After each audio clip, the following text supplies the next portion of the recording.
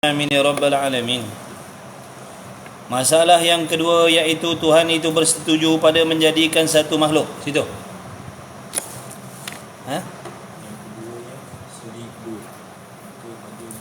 Yang keduanya seri. Yang keduanya seri muka surat 49. Rumi muka surat 49.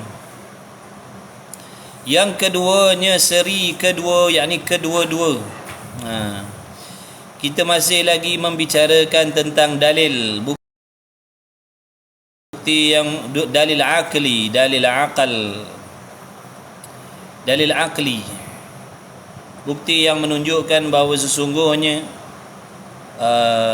wajib Tuhan itu bersifat dengan satu, mustahil berbilang-bilang. Sekarang ni kita sedang membahaskan dalil akli. Adapun dalil Qurannya dah sudah, bukti yang menunjukkan wajib Tuhan tu satu dah sudah. Wa ilahukum ilahu wahid, qul huwallahu ahad. Tu dah ada dah dalil dalil naklinya. Sekarang ni kita sedang membincangkan tentang dalil akli. Baik. Yang keduanya seri kedua, makna seri kedua-dua. Maka pada masalah seri ini jadi dua masalah pula. Pada masalah seri ni dengan makna kedua-dua Tuhan tadi. Kedua-dua Tuhan tadi tu, seandainya ada Tuhan tu lebih daripada satu, maknanya berbilang-bilang Tuhan. Jadi berbilang-bilang tu paling kurangnya dua. Ambillah masalah dua, tak payah ambil 3 Tuhan, 4 Tuhan, 5 Tuhan. Ambil masalah 2 Tuhan dulu, apa jadi. Cuba kaji, cuba selidik, cuba timbang-timbang dengan akal yang waras. Ini patut ke tidak seandainya ada Tuhan lebih daripada satu. Contohnya ada 2 Tuhan, patut ke tidak ada 2 Tuhan. Akal boleh terima ke tidak ada 2 Tuhan. Jadi bila ada 2 Tuhan, boleh jadi kedua-dua kehendak Tuhan itu sama. Itu maksud seri. Seri kedua-dua dengan makna apa seri kedua-dua ni? Kedua-dua Tuhan tadi memiliki kehendak yang sama. Itu maksud. Maka pada masalah seri ini jadi 2 masalah pula, tercabang pada dia 2 masalah. Yang pertama, seri dengan kalah kedua-dua. Seri dengan kalah kedua-dua. Apa maksud seri dengan kalah kedua-dua ni? Yakni kedua-dua Tuhan tadi kehendaknya tidak lulus. Itu maksud. Tulis, jangan angguk-angguk je. Jangan angguk-angguk kepala je, tulis. Seri dengan kalah kedua-dua dengan makna kedua-dua kehendak Tuhan tadi tak lulus. Seperti satunya menghendaki, makna Tuhan yang pertama menghendaki menjadikan suatu makhluk. Tiba-tiba tak dapat ia Tuhan yang pertama menjadikan. Kenapa pula tak dapat? Kerana dikawal ketat oleh yang satu lagi. Mana dia yang satu lagi tu? Nombor yang Tuhan yang nombor 2 lah. Tuhan yang nombor 2 tu. Yang nombor 1 kehendak dia apa? Menjadikan makhluk. Tiba-tiba waktu dia nak buat makhluk tak dapat. Sebab apa tak dapat? Dikawal ketat oleh yang nombor 2. Yang nombor 2, yakni yang tidak mengkehendaki menjadikan makhluk itu. Nombor 2 dia tak setuju. Nombor 2 dia tak setuju, dia tak nak jadikan makhluk. Yang nombor 1 nak buat, tak dapat nak buat. Sebab dikawal ketat oleh yang nombor 2, yang tak nak, yang tak kehendak adanya makhluk tu. Faham tak Abu setakat ni? Dan yang satu lagi itu pula, mana yang nombor 2 tadi, menghendaki beri tiada. Maksud menghendaki beri tiada ni nak membinasakan. Dan yang satu lagi itu menghendaki beri tiada. Maksud beri tiada ni, yakni kehendak Tuhan yang nombor 2 tadi, kehendak dia nak membinasakan, nak memusnahkan, nak menghilangkan. Yang nombor 1 nak buat, tiba-tiba tak boleh buat sebab dikawal ketat oleh yang nombor 2. Kemudian kehendak yang nombor 2 tu pula, kehendak dia apa? Nak membinasakan makhluk. Menghendaki beri tiada. Menghendaki beri tiada tu maknanya apa?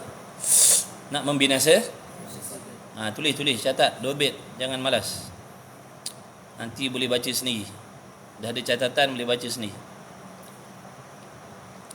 Catat dulu, tulis dulu. Tak faham tak apa. Nanti lain kali belajar, ulang-ulang balik, faham insya-Allah. Boleh baca balik tulisan kita tu. Catatan tu, dobit tu, nota tu. Jadi seandainya ada dua Tuhan, maka di sini ada dua masalah, iaitu seri kedua-dua. Yang pertama, seri dengan makna kalah kedua-dua. Apa maksud kalah kedua-dua? Kehendak kedua-dua, kehendak tadi tak lulus. Patut tak sebagai Tuhan kehendaknya tak lulus? Tak patut. Sebagai Tuhan kehendak tak lulus, tak patut jadi Tuhan. Tak patut jadi Tuhan. Kalau kehendak tak lulus, Tuhan ni kehendak dia mesti lulus. Itulah sifat Tuhan. Sebab tu suruh kenal Tuhan. Jangan kita duk sebut Tuhan, Tuhan, Tuhan, tapi kita tak kenal sifat dia. Tuhan ni sifat dia, apa yang dia nak semua jadi. Ikut dia. Dia nak apa? Ikut dia. Sebab apa? Dia nak bagi kita makan, ikut dia. Dia tak nak bagi kita makan, ikut dia. Dia nak bagi kita kaya, ikut dia. Nak bagi kita susah, ikut dia. Sebab apa? Sebab dia Tuhan. Faham? Sebab dia Tuhan. Yang tu dia nak bagi iman, yang tu dia nak jadikan kafir, ikut dia. Sebab apa? Dia Tuhan. Apa maksud Tuhan? Dia pemilik. Tuhan makna apa? Pemilik. Tuan empunya. Makhluk ni tuan empunyanya Allah. Alam ini dipunyai oleh Allah secara mutlak. Tidak ada berkongsi dengan sesiapa pun. Bila alam ni dan isi kandung alam ni milik dia, ikut dia nak kehendak macam mana. Faham? Kita sebagai hamba layak ke tidak nak komplain? Tak layak nak komplain. Sebab tu kita tengok pada Nabi Rasul, wali-waliullah arif billah, wali-waliullah, dia terdiam, hatinya terdiam, lidahnya terdiam, tidak ada bangkangan dengan apa sahaja yang diberi oleh Tuhan. Tapi kita yang tak mengenal Tuhan ni banyak komplain. Sebab apa kita banyak komplain? Sebab kita tak mengenal Tuhan. Sebab kita tidak memahami siapa itu Tuhan. Kita tidak memahami apakah sifat Tuhan. Betul? Sebab tu kita banyak komplain. Sebab tu hati kita banyak jahat sangka dengan Allah. Sedangkan Allah Ta'ala tu buat kerja dia sebagai Tuhan, ikut dia nak kehendak bagaimana. Yang tu dia nak bagi kenyang, yang tu dia nak bagi lapar, yang tu dia nak jadikan kafir, yang tu dia nak jadikan iman, yang tu daripada iman ditukar jadi kafir, yang tu dari kafir jadikan beriman. Yang tu beramal tapi Tuhan tak terima amalnya, yang tu macam-macam lagi. Faham? Sebab apa tu? Sebab apa? Sebab apa? Tuhan. Alam ni, kita ni masuk dalam kata alam. Kita ni sebenarnya nak menceritakan kewujudan kita ni sebenarnya di antara hikmahnya, Allah nak memperkenalkan siapa dia. Allah nak memperkenalkan siapa dia melalui makhluk yang dia ciptakan. Daripada makhluk yang dia ciptakan, kita boleh mengetahui dan mengenal dan memahami apakah sifat pencipta.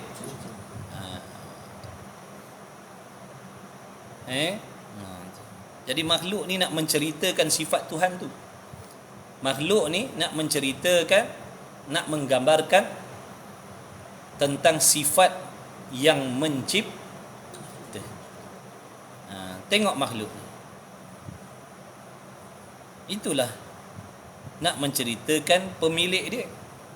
Ada yang cantik, ada yang hebat, ada yang begini, ada yang begitu. Maknanya nak bagi tahu dia bebas mencipta segala-gala yang dia kehendaki. Yang tu ada lapar, yang tu kenyang, yang tu kaya, yang tu miskin. Nak bagi tahu sifat Tuhan tu bebas nak buat apa saja. Kita nak tapi tak diberi, ikut dia. Kita tak nak tapi dapat, ikut dia. Itulah Tuhan.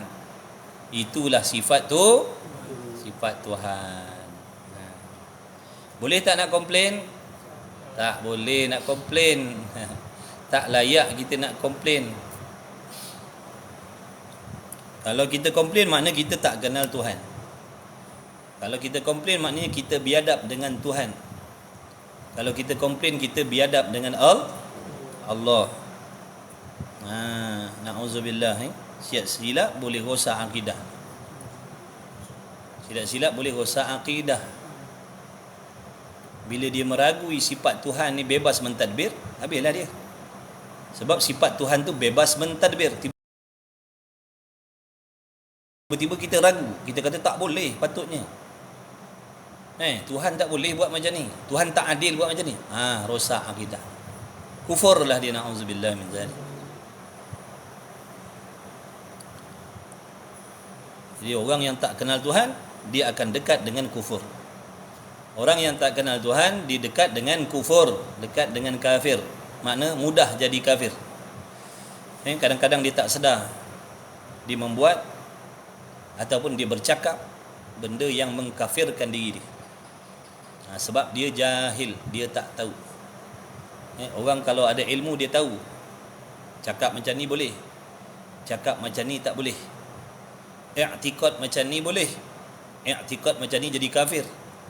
Orang jahil dia tak tahu. Orang jahil ni dia akan bertindak mengikut nafsu. Nafsu dia akan sentiasa mengajak kita membuat benda yang membinasakan diri kita. Jadi kalau ikut nafsu, binasalah kita. Nafsu suruh komplain takdir Allah, kita pun ikut kehendak nafsu, komplain kehendak Allah. Rosak akidah. Faham tak tu? Sebab itulah mengenal Allah itu hukumnya wajib atas setiap mukallaf. Setiap hamba Allah wajib mengenal, makna memahami siapa itu Allah dan apakah sifat Allah sebagai Tuhan dan apa pula sifat hamba sebagai makhluk. Kena tahu. Kalau tak nanti kita jadi hamba makhluk yang tak sedar diri. Yang lupa diri. Baik, ni contohnya kalau Tuhan tu ada lebih daripada satu. Katakanlah ada dua. Yang satunya nak buat makhluk, tiba-tiba tak boleh nak buat. Sebab dikawal oleh yang nombor dua. Yang nombor dua pula kehendak yang nombor dua nak membinasakan, nak meniadakan, nak memusnahkan makhluk. Dan yang satu lagi itu menghendaki beri tiada apabila yang dahulu itu menjadi. Makna yang nombor dua ni kehendak dia apa? Nak membinasakan makhluk yang dijadikan oleh yang nombor satu, maka tak dapat juga nak meniadakan makhluk itu. Kehendak dia tak lulus lah. Dia nak membinasakan makhluk, padahal makhluk tiada, dia nak binasakan. Dia nak membinasakan makhluk, padahal makhluk tak ada. Macam Abu nak makan tapi tak ada makan. Lulus tak kehendak Abu? Tak lulus lah. Nampak tak? Siapa nama kau? Luqman nak masak, dah Abu tak bagi. Abu kawal kantin. Dengan sempurna kawalan. Sampai, siapa nama kau tadi? Sampai Luqman tak boleh nak masak. Sebab dikawal ketat oleh Abu. Abu kehendak dia nak makan. Kalau Luqman masak, dia nak makan. Tiba-tiba Luqman tak ada masak. Nasi tak ada lagi. Abu nak makan. Lulus tak kehendak Abu nak makan? Tak lulus. Sebab benda tak benda tak ada. Jadi kehendak Luqman nak masak pun tak dapat, kehendak Abu nak makan pun tak ada. Tu maksud dia. Maka tak dapat juga meniadakan kerana makhluk itu tiada lagi. Macam mana yang nombor dua tu nak membinasakan alam sedangkan alam tak diciptakan lagi? Jadi tak tertunailah kehendak dia. Maka kedua-duanya itu lemah. Lemahlah. Sebab apa lemah? Kehendak tak lulus. Tuhan bila kehendaknya tak lulus, lemahlah. Faham tak? Kalau kita kehendak kita tak lulus, memang kena pada tempatnya. Ni Tuhan kehendak tak lulus. Tuhan apa kehendak tak lulus? Samalah dia macam makhluk kalau begitu. Nak begini tak dapat, nak begini dapat lain. Tak nak tiba-tiba benda yang kita tak nak sampai pula. Itu makhluk. Faham tak? Itu sifat makhluk. Sifat Tuhan bukan macam tu. Tuhan ni apa dia kenak semua jadi. Kalau Tuhan tu dikatakan kehendak dia ada yang tak jadi, ataupun dia nak lain jadi lagu lain, itu bukan Tuhan nama dia. Itu makhluk. Maka kedua-duanya itu lemah.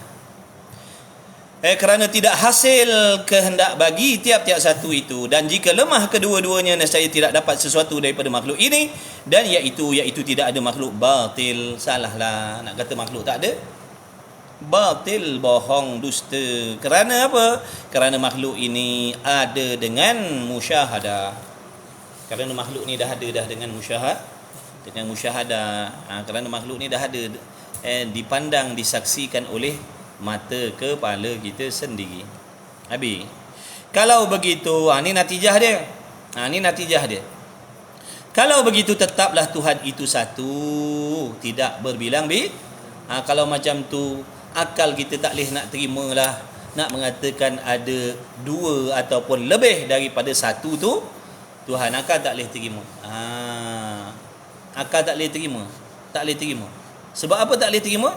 Kerana membawa kepada berlaku benda yang mustahil pada Tuhan tadi tu. Tak lulus kehendak tu mustahil lah. Akal tak boleh terima benda mustahil. Akal tak boleh terima benda mustahil itu berlaku. Tidak lulus kehendak Tuhan itu perkara mustahil. Akal tak boleh terima. Jadi setelah kita timbang-timbang dengan dalil akli tadi, buat uji kaji tadi, dapat jawapan tidak patut sekali-kali nak mengatakan Tuhan itu lebih daripada satu. Kerana membawa kepada lemahnya Tuhan. Kalau begitu, tetaplah Tuhan itu wajib bersifat dengan satu, tak boleh tak boleh berbilang-bilang Tuhan. Dan masalah yang kedua daripada masalah seri itu, dengan makna menang kedua-dua. Apa maksud menang kedua-dua? Menang kedua-dua ni maknanya lulus kehendak. Menang kedua-dua ni dengan makna lulus kehendak kedua-dua. Catat sahabat, tak apa. Nanti tu si Azman ada rakam tu, nanti boleh ulang-ulang dengar insya-Allah. Kalau kawan-kawan mengaji kita tauhid ni sekali dua kali tak faham, itu kebiasaan, itu normal. Sekali, dua kali, tiga kali khatam tak faham, itu normal, itu kebiasaan. Sebab nak dapatkan mutiara ni bukan mudah. Kalau benda murah mudah dapat, benda mahal payah nak dapat. Dia memerlukan azam yang kuat, kesungguhan yang jitu, mujahadah yang tinggi, kesabaran yang tinggi, baru insya-Allah boleh dapat benda mahal.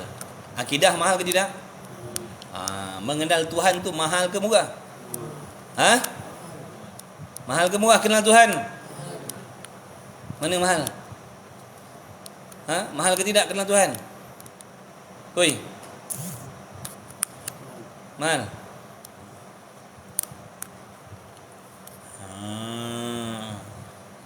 Kita ada 2 bilion.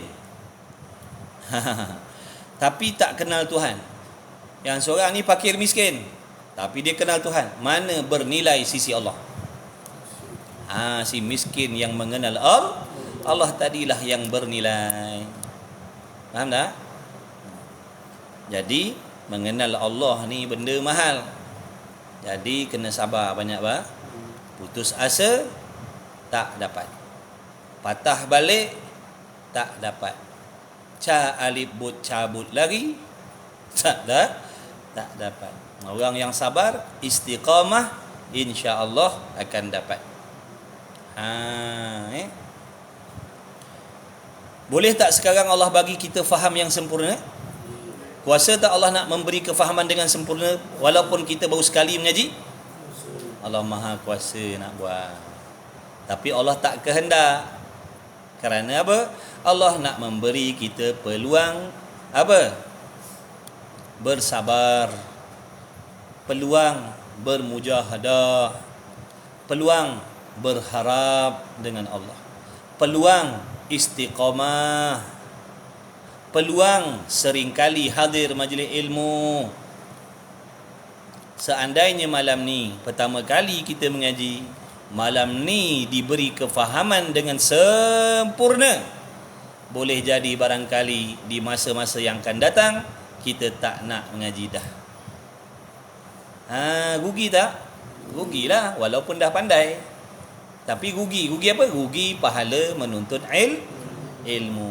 Orang yang menuntut ilmu setiap kali dia hadir, dosanya digugurkan oleh Allah, darjatnya dinaikkan oleh Allah, didoakan oleh para malaikat. Tiba-tiba kita dah tarik diri sebab dah pandai. Rugilah kelebihan-kelebihan yang Allah nak bagi pada orang menuntut ilmu. Nampak tak? Itu cara bersangka baik dengan Allah yang tidak memberi faham pada kita kalau kita belajar. Dan boleh jadi kalau malam ni kita belajar, malam ni kita faham, boleh jadi timbul penyakit ujub dalam diri kita. Kagum, hebatnya aku ni. Orang lain mengaji bertahun-tahun, orang lain mengaji 2, 3, 4 kali khatam baru faham. Aku malam ni baru mengaji faham semua dah. Hebatnya aku. Dah jadi dosa pula. Nampak tak? Jadi bawa bersabar dan sangka baik dengan Allah. Jangan cabut lagi. Jangan cabut lagi. Nak benda mahal, kena sabar.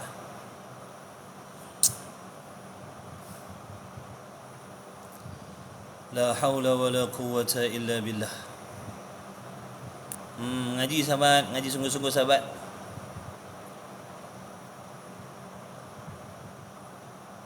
Sabar mengaji. Macam ikan. Ikan mahal-mahal mana ada main kat atas-atas air. Mana dalam tu? 200 meter ke dalam, 100 meter dalam. Itu ikan mahal. Nak dapat dia senang ke susah? Boleh main tangguk-tangguk tepi pantai je. Perlukan belanja yang besar, semangat yang kuat, tahan maki. Kena tahan maki dah. Pancing kumpau je, kawan-kawan maki, kawan-kawan sidik, kawan-kawan ejek. Kalau tarik diri tak dapat lah ikan dah. Alah aku mancing lah. Asyik kena sindir je, asyik kena kutuk je. Maknanya memang takkan ada harapan lah dapat ikan. Tapi kalau dia sabar, kau nak maki-maki lah, kau nak sindir-sindir lah, kau nak ketawa-ketawa lah, insya-Allah aku yakin akan ada rezeki aku. Sampai satu masa tengok dia bawa anak. Ikan sisik 5-6 kilo. Puas hati. Bila kita cari benda yang payah, tiba-tiba dapat, seronok dia lain. Itulah kepuasan pemancing. Aku nak bagi tahu dengan kau orang. Kau tak mancing, kau tak tahu. Benda susah nak dapat. Seluar-luar laut tu, berapa persen je kau nak dapat ikan? Dengan kau punya mata kain lah, ataupun mata jig kau tu yang halus besar ni, nak banding dengan laut seluar-luar tu.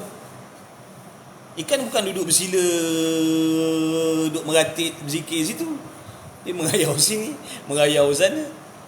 Agak-agak berapa persen je kau nak dapat ikan? Betul? Tu orang kata ni bodoh mancing. Baik kau beli ikan kat pasar, dia dah tentu dapat. Dia tak mengerti. Dia tak tahu benda payah, memerlukan pengorbanan, belanja yang banyak, kesabaran yang tinggi, harap yang tinggi, usaha dan ikhtiar serta tawakal dan redha dengan ketentuan Allah. Dia mancing tak dapat, dia sabar, dia redha sangka baik. Besok turun lagi, kumpau lagi, sabar lagi, redha lagi. Allah Ta'ala Maha Kuasa, adalah hikmah aku tak dapat ikan hari ni. Dia sabar, dia redha, dia usaha lagi, ikhtiar lagi, harap, ya Allah, harap-harap dapatlah. Dia usaha yang terbaik. Turun tak dapat ikan, tapi dia tak kecewa sebab dia tahu itu urusan Allah, urusan dia, usaha cari. Allah tidak akan mengecewakan usaha yang dia buat. Allah akan bagi pahala dengan kepayahan dia berusaha, walaupun dia tak dapat ikan. Tiba-tiba satu masa bila Allah kehendak nak bagi, Oh, dia punya rasa syukur, rasa kepuasan tu tak boleh nak diceritakan. Faham tak? Itulah hikmah. Kumpau. Nak pandai pula ikat tangsi. Kan? Jai JD. Saya dah lama tak mancing, Jai. Tu cerita pasal mancing tu.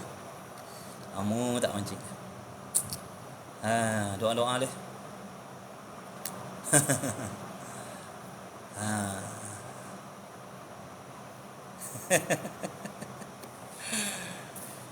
Betul tak, Bu?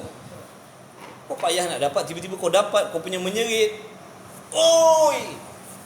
Besar lori. Bukan besar bas, besar lori. Punya seronok jadi. Sebab dia berasa, tak tahu nak cakap lah.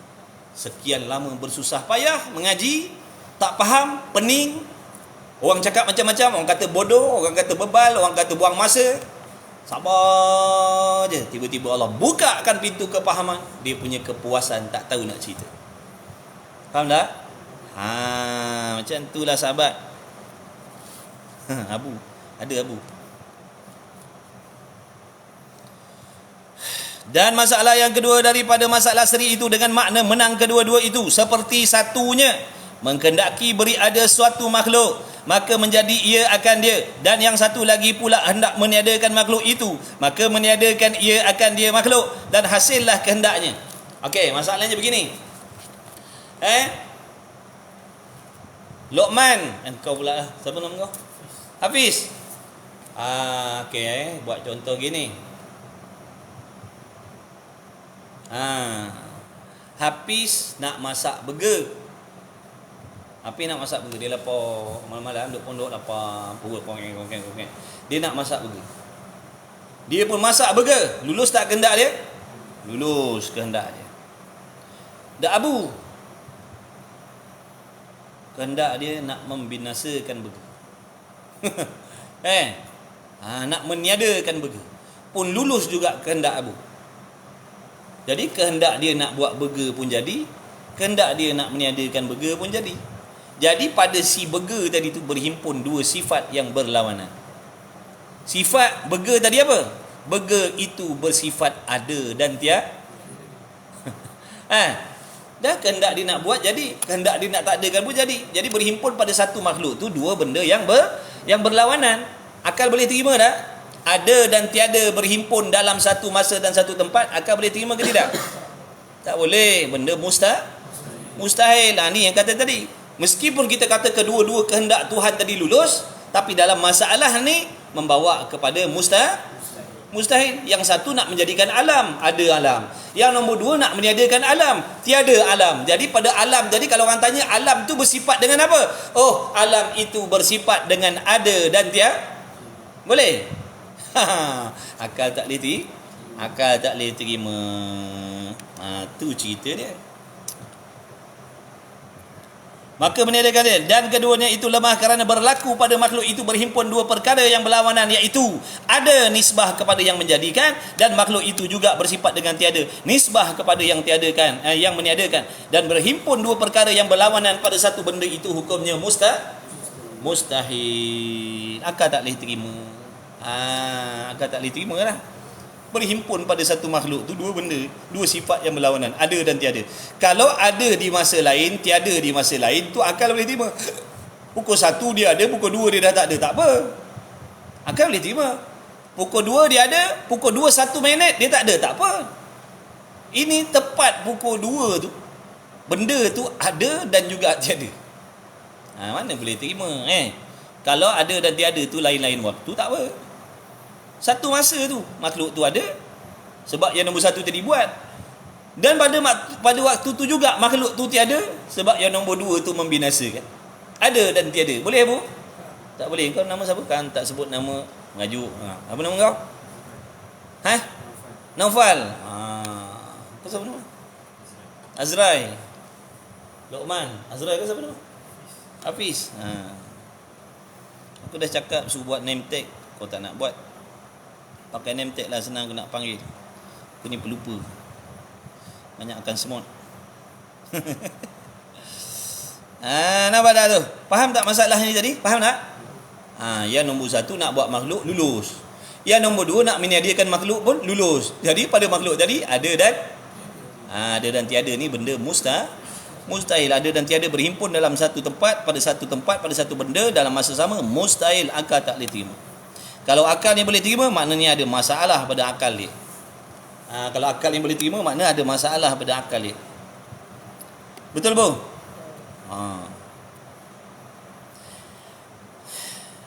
Maka membawa kepada tidak adalah makhluk ini, dah mustahil, tak ada. Dan iaitu tak ada makhluk tu batil kerana makhluk ini sudah ada dengan musyahadah. Nak kata tak ada alam, tak ada makhluk dengan sebab berhimpun ada dan tiada pada diri makhluk tadi adalah perkara yang batil. Sebab apa? Kerana mata kita sendiri dah menyaksikan adanya makhluk ini, yang mana makhluk ini adalah menjadi dalil dan bukti bahawasanya Tuhan itu bersifat dengan maha kuasa, tidak bersifat lemah, dan menjadi dalil bahawasanya Tuhan itu mesti satu dan tidak berbilang-bilang.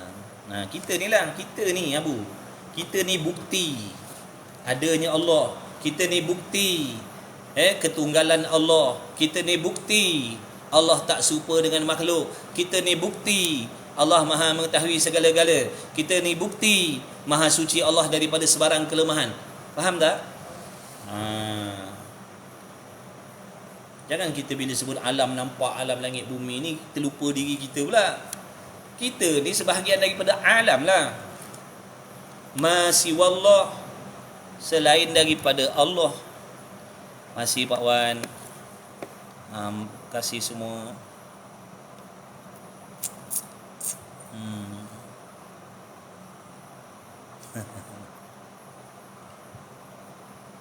Makasih. Sabar yang tak faham mengaji, sabar. Bawa sabar. Jangan cepat mengalah. Ngaji sungguh-sungguh. Pot Kelang. Jai jadi duk Kelang lah. Sekejap cerita pasal mancing sekejap. Ada kawan tanya. Jai jadi ni duduk mana? Duduk Kelang lah. Wah, ni dia punya gambar apa ni? Gambar joran ke gambar apa ni? Dia punya profile ni. Sebaik aku gabung lah. Jai jadi. Jawablah. Jai jadi. Hello. Port Kelang. IB boleh buat tak sana? Port Kelang. IB boleh buat turun tak IB? Saya bawa IB je, saya tak ada bot. Port Kelang mesti ada spot baik-baiknya, Jenahah ke? Port Jenahah ada. Saya lama dah hari tu terfikir macam nak pergi mancing dekat Port Kelang tu, tapi tak ada orang kenal. Tak ada kenal siapa-siapa situ. Ialah orang mendatang, musafir kan tiba pergi sana dapat banyak ikan kan. Mari Sungai Haji Dorani, sungai besar ustaz. Mana pula tu?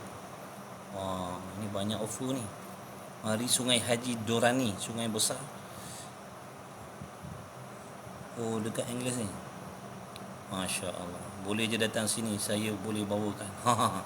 Kerja jadi ada bot. Kalau ada bot, buat apa saya nak susah-susah? Baik. InsyaAllah lah. Kalau dapat banyak ikan, belum pergi lagi. Tak boleh. Belum pergi lagi. Okey, tak apa, kita tinggalkan ikan tu sekejap, dia sambung balik. Allah. Okey. Jadi nak kata makhluk ni tak ada dusta. Mustahil kerana makhluk ini sudah disaksikan oleh mata kita sendiri adanya makhluk. Macam mana kita nak menafikan, nak kata Tuhan tu lemah, nak kata Tuhan tu banyak, nak kata Tuhan tak ada? Macam mana kita nak dakwa begitu sedangkan mata kita sendiri dah menyaksikan ada buktinya kewujudan Allah, bukti ketunggalan Allah, bukti kekuasaan Allah, bukti kebijaksanaan Allah dan sebagainya. Itu maksudnya. Kalau begitu tetaplah, kalau demikian tetaplah, yakni pada akidah kita, pegangan dan kepercayaan dalam hati kita. Begitulah juga pada nafsul amri, hakikat pekerjaannya, hakikat sebenar-benar pekerjaannya. Tuhan itu mesti bersifat satu, tidak berbilang-bilang. Inilah yang dipegang, maksud inilah inilah akidah yang dipegang dan yang diakui yang sebenar, yang muafakat dengan petunjuk Allah Subhanahu wa taala di dalam Al-Quran. Jadi mana-mana manusia, mana-mana hamba yang di dalam hatinya memiliki pegangan dan kepercayaan yang yakin serta jazam yang putus bahawa sesungguhnya Tuhan itu wajib bersifat dengan satu, mustahil ada Tuhan yang lain selain daripada Allah. Jadi bila begitulah pegangan dalam hatinya, maka pegangan itu sahlah. Itulah dia pegangan dan akidah yang sebenar-benarnya.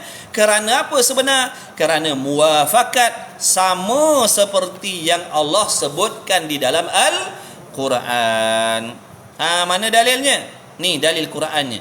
Amittakhadhu ilahatan minal ardi hum yunshirun law kana fihima alihatun illallahu lafasadata.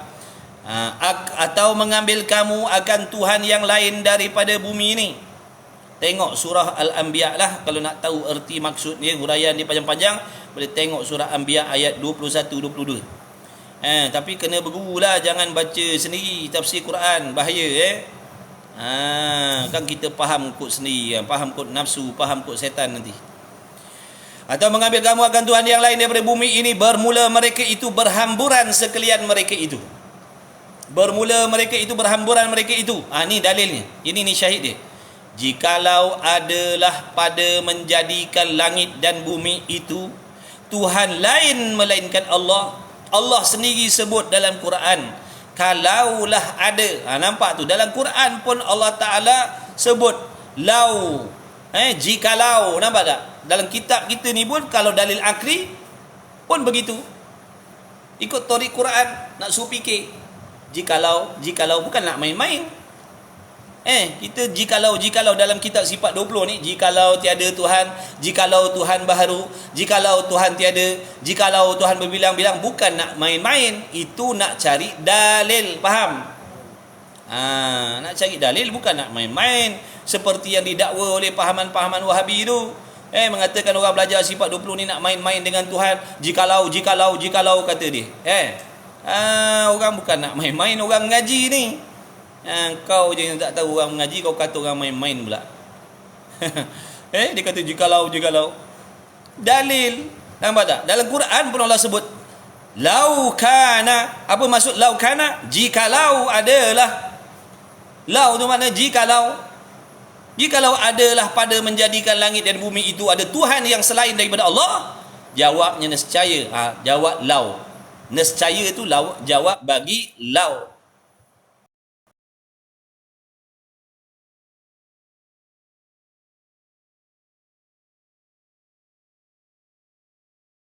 Nescaya kedua-dua langit dan bumi itu rosak binasa. Rosak binasa lah. Siapa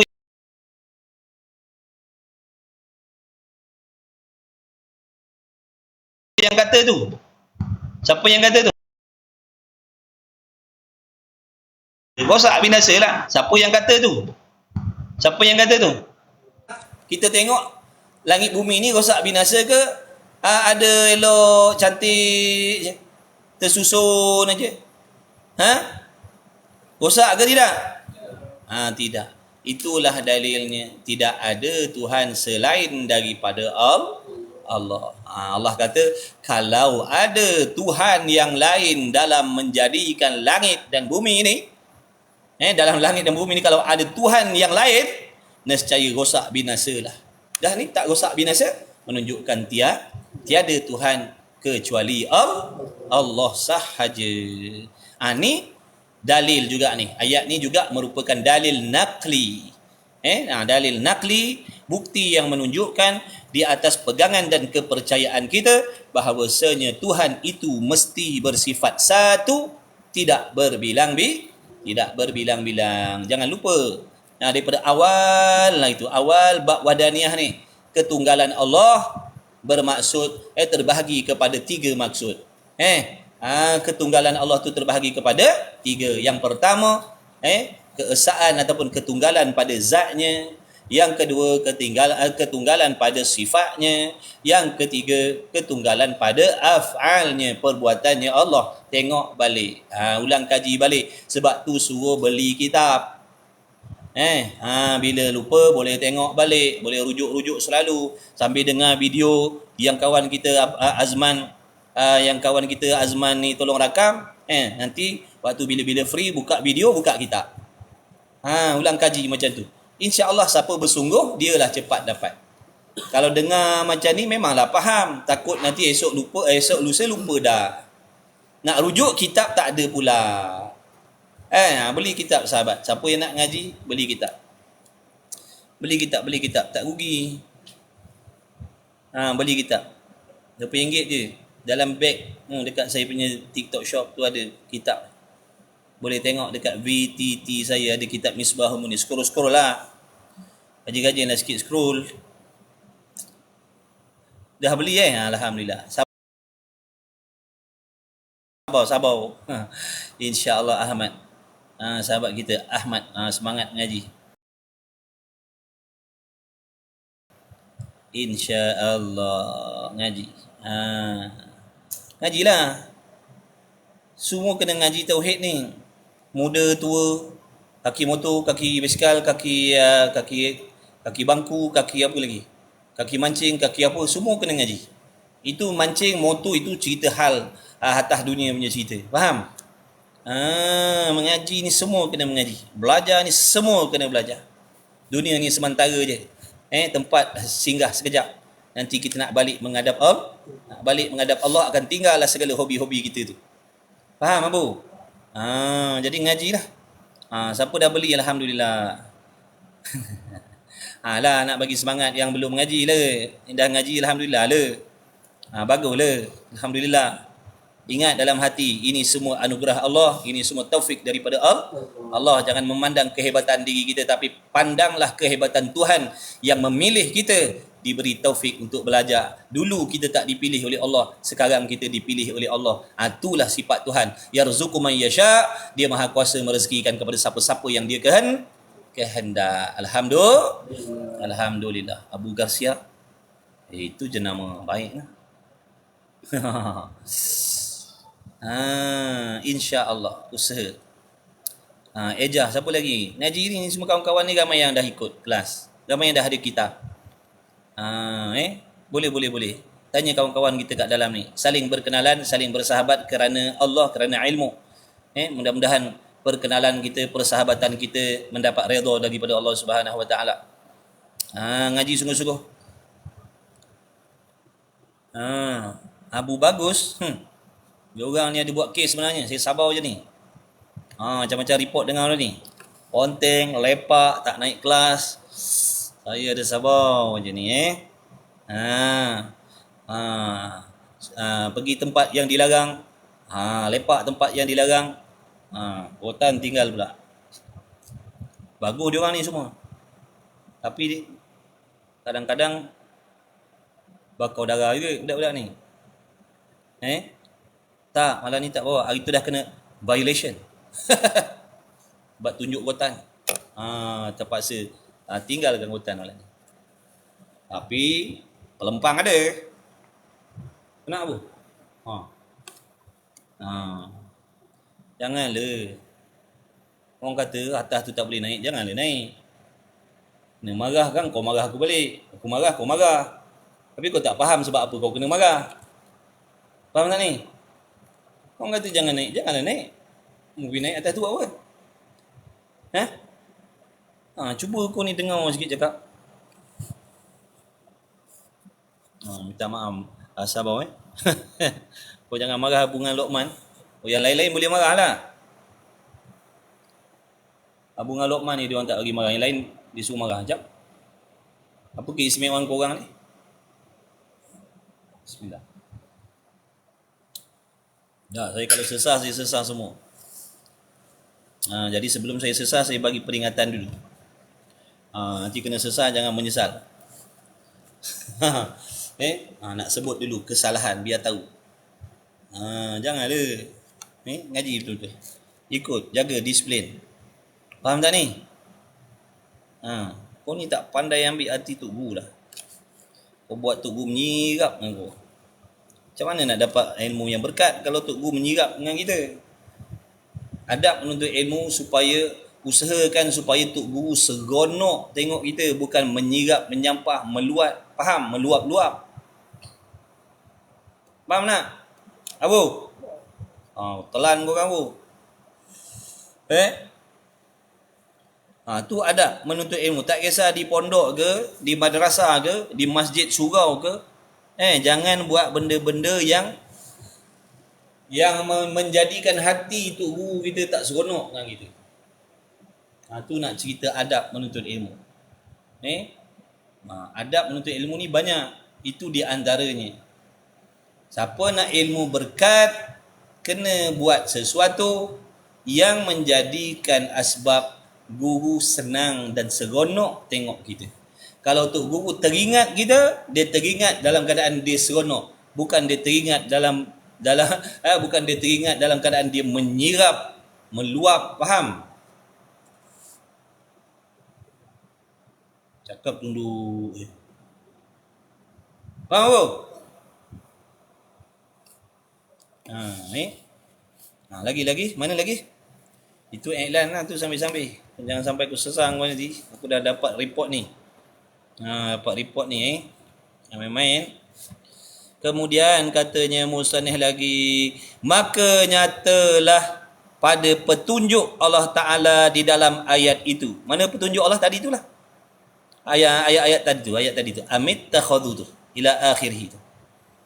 Itulah yang dimaksudkan petunjuk Allah. Maka nyatalah pada petunjuk Allah Ta'ala di dalam ayat itu, bahawasanya Tuhan itu satu jua, tidak berbilang-bilang. Wallahu a'lam. Tengok berapa kali kuliah kita baru habis dalil wahdaniyah ni. Nampak tak? Dalam banyak-banyak kita dalam banyak-banyak sifat dalam kitab ni, yang paling panjang huraiannya, dalilnya adalah wahdaniyah tu. Wahdaniyah tu paling panjang dalil ni. 2, 3, 4 pipi dalil ni. Tak sudah-sudah lagi. Baru malam ni sudah. Berapa kali baca dah. Nak menunjukkan apa tu? Nak mengisyaratkan apa tu? Banyak manusia yang menduakan Tuhan. Banyak manusia yang mensyirikkan Allah. Yang menyengutukan Allah. Yang menduakan Allah. Sebab tu dalam bab wadaniyah ni dia nak bagi faham betul-betul supaya jangan kita terjatuh kepada perbuatan menduakan Tuhan. Faham tak Bu? Ngaji sungguh-sungguh. Huraian sifat yang ke-7. Amin ya Allah.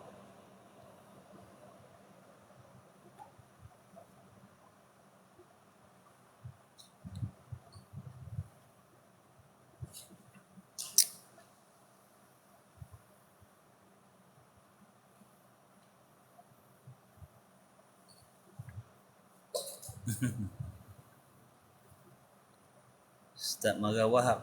Mana ada Wahab sini? Tak ada Wahab sini. Tak ada Wahab sini. Kan? InsyaAllah. Semua kita nak kena belajar. Ilmu tauhid nak kena belajar, ilmu fiqh nak kena belajar, ilmu tasawuf nak kena belajar, ilmu Quran nak kena belajar, ilmu adab nak kena belajar, ilmu untuk menuntut ilmu kena belajar. Ilmu untuk menuntut ilmu pun kena belajar. Sebab ada orang yang tak tahu nak menuntut ilmu, ada orang yang tak tahu nak belajar apa, sehingga dia salah pergi belajar. Okey. Dah saya rasa malas nak baca dah. Nak cerita pasal menuntut ilmu ni. Masyarakat kita, nak cerita masyarakat kita kebanyakan mereka itu tersilap di dalam menuntut ilmu. Walaupun pada zahirnya nampak baik, nampak bagus dah. Dulu tak pernah mengaji, dulu tak pernah belajar, tak pernah ke masjid, tak pernah ke surau, tak pernah hadir kuliah. Sekarang dia dah buat dah benda-benda tu. Jadi bagus ke tidak? Bagus ke tidak? Bagus. Zahirnya bagus. Sebab dulu tak pernah buat benda-benda tu, sekarang buat dah. Yang tak bagusnya, dengar baik-baik ni. Nak percaya, sudah. Tak nak percaya, ikutlah. Yang tak bagusnya, salah belajar, salah menuntut ilmu tu. Ilmu yang dituntut tu salah langkah. Contohnya mana? Saya ni dulu saya tak peduli tentang semayang, tentang puasa, tentang apa. Tak ada dalam kamus hidup saya. Jadi sekarang saya dah berubah. Saya dah berhijrah. Saya pun dah mula dekatkan diri dengan majlis ilmu. Semayang dah, puasa dah, tutup aurat dah. Tapi saya belajar macam mana? Saya belajar gini. Saya pergi dengar ceramah-ceramah umum. Saya pergi dengar forum-forum umum. Tapi agama lah. Forum-forum umum, ceramah-ceramah umum. Kemudian saya pergi belajar ilmu fardu kifayah. Saya belajar tafsir, saya pergi belajar hadis, saya pergi belajar tarannum Quran. Nampak tak? Sedangkan ilmu fardu ain saya tinggalkan. Saya merasa puas dengan diri saya yang macam tu. Kerana saya sekarang dah berubah. Dulu tak pernah dengar ceramah, sekarang saya dah suka pergi dengar ceramah-ceramah forum-forum agama. Dulu saya tak pernah pegang kitab, sekarang saya dah selalu ulang-alik pergi belajar ilmu tafsir Quran dan ilmu hadis. Nampak tak? Jadi saya puas hati, saya kata alhamdulillah, bagus, syukur. Saya tak sedar yang diri saya sudah tersilap langkah dalam menuntut ilmu. Kerana yang dituntut pertama-tama sekali dalam menuntut ilmu ni, bagi kita yang nak berubah, nak berhijrah, nak beribadat, tak kira umur kita berapa puluh tahun, iaitu mana? Fardu ain. Sebab apa tadi saya tak peduli fardu ain? Sebab pada saya fardu ain ni ilmu kanak-kanak, ilmu budak-budak. Faham tak tu? Jadi buat apa saya nak pergi belajar fardu ain? Fardu ain ni ilmu budak-budak, ilmu kanak-kanak. Aku dah dewasa. Maknanya aku ni dah lepas fardu ain. Inilah banyak masyarakat kita. Inilah masyarakat kita. Inilah tipu daya setan, inilah tipu daya nafsu yang Imam Ghazali kata tu. Ada kalanya nafsu dan syaitan mengajak membuat ibadat. Tapi bukan untuk memastikan kita mendapat rahmat dan redha Allah. Ada perangkap yang dipasangnya. Akibat daripada tu, Abu, saya akan beramal dengan salah. Saya akan beramal dengan silap. Kerana ilmu yang sangat penting untuk meluluskan, membetulkan, mengesohkan amalan saya tadi, saya tak tahu. Saya tak pandai mandi wajib, saya tak pandai cuci pakaian. Bukankah tu benda yang penting ada sangkut paut dengan ibadat? Contohnya solat. Bukankah nak kena angkat hadas besar? Bukankah nak kena betul cara mandi wajib? Mandi wajib ni dia tak ada sembang dalam ilmu tadi tu. Dalam forum-forum perdana ke, dalam forum apa ke, tak ada cerita. Dia hanya ada dalam fardu ain. Tapi oleh kerana saya tadi sikap saya memandang rendah ilmu fardu ain, kerana tanggapan saya fardu ain ni untuk budak-budak. Jadi saya tinggalkan. Itu akibatnya saya tak pandai mandi wajib. Padahal saya wajib sembahyang setiap hari. Maka saya pun sembahyanglah dalam keadaan saya masih membawa hadas besar. Cara cuci pakaian saya tak tahu. Sehingga pakaian saya nampak bersih sahaja tetapi tidak suci daripada hukum najis. Saya pakai jubah yang bernajis, saya pakai kopiah yang bernajis, walaupun bersih, putih, faham tak? Najis ni bukan makna nampak kotor, faham tak? Kadang-kadang ni, ridak ni nampak bersih, wangi, tapi najis. Sebab cara basuhnya salah. Tapi saya tak nak belajar. Saya kata, Pak Du'ain ni ilmu budak-budak. Apa yang jadi dengan amal ibadat saya? Meskipun saya dah nampak berubah sekarang. Sekarang saya dah semayang. Adakah Allah terima solat saya? Dalam keadaan saya mendirikan solat tadi, dalam keadaan saya mendirikan solat padahal melanggar undang-undang solat, Allah tetap takkan terima. Jadi sama tak 2 kali 5 kalau dulu tak solat, sekarang solat tapi tak sah. 2 kali 5 tak? 2 kali 5, nampak tak permainan dia tu? Perasan tak permainan setan tu dan nafsu tu?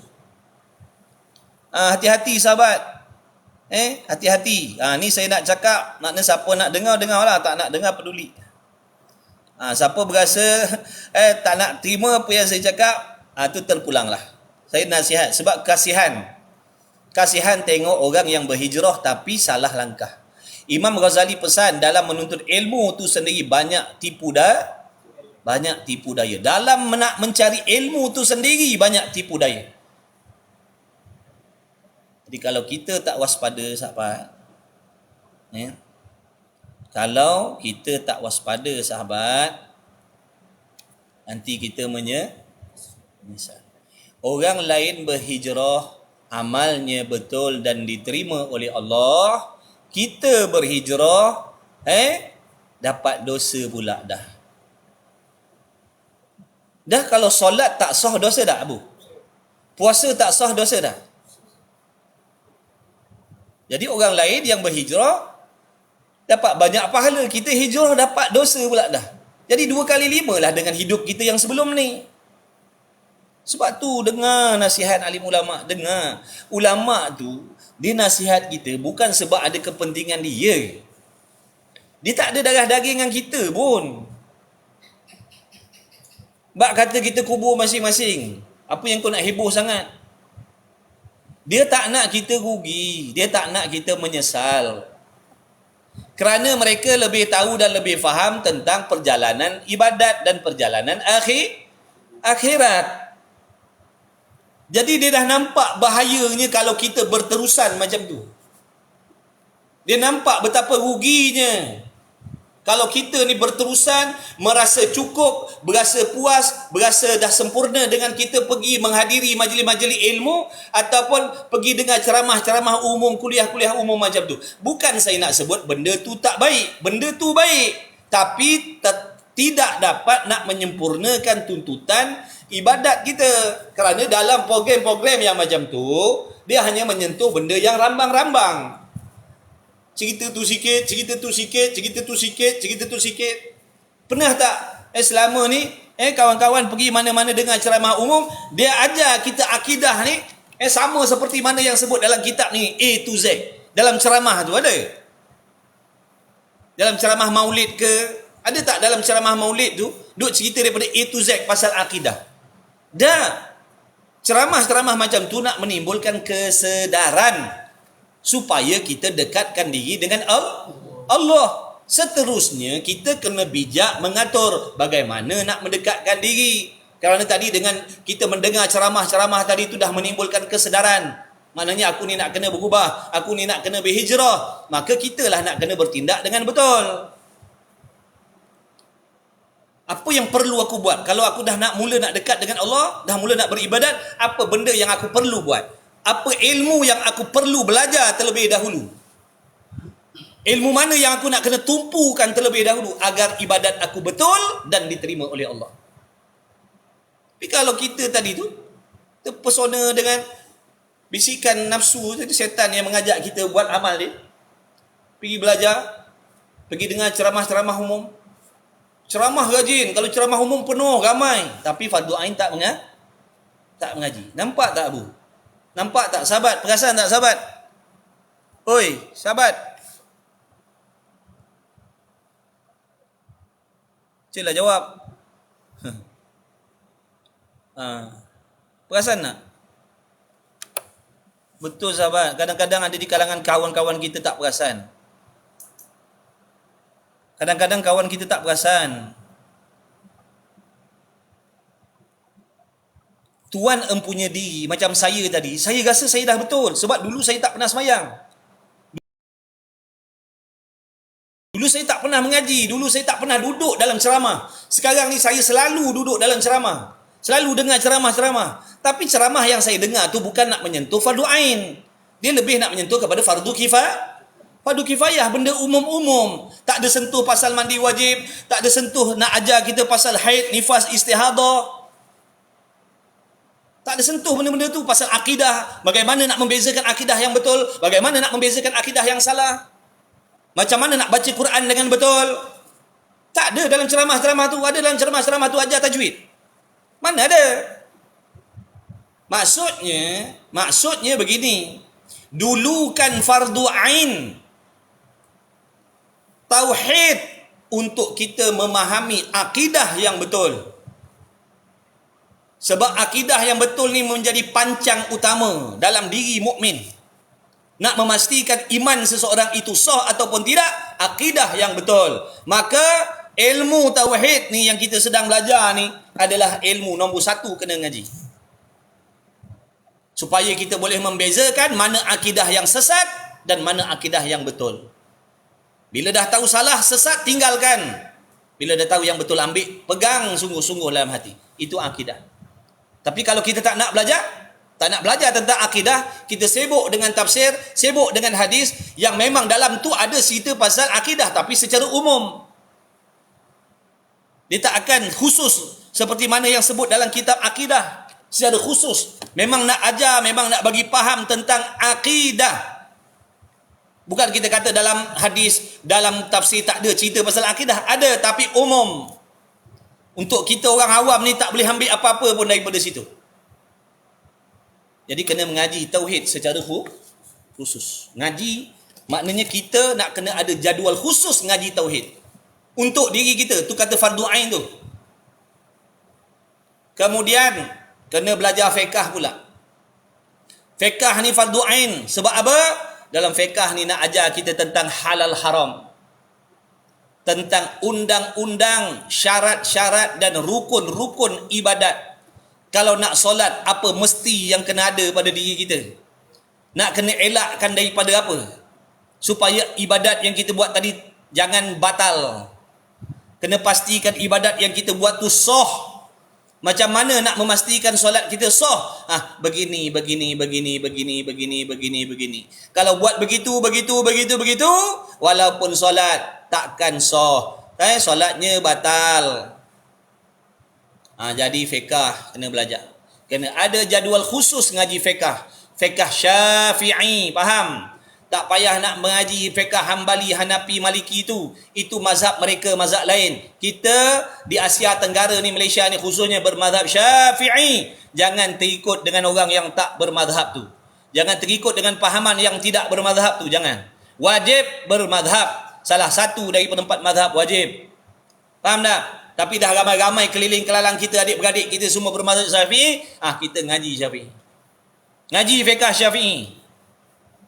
Cara wuduknya bagaimana, batal wuduknya bagaimana, jual belinya macam mana, nikah kahwinnya macam mana dan sebagainya.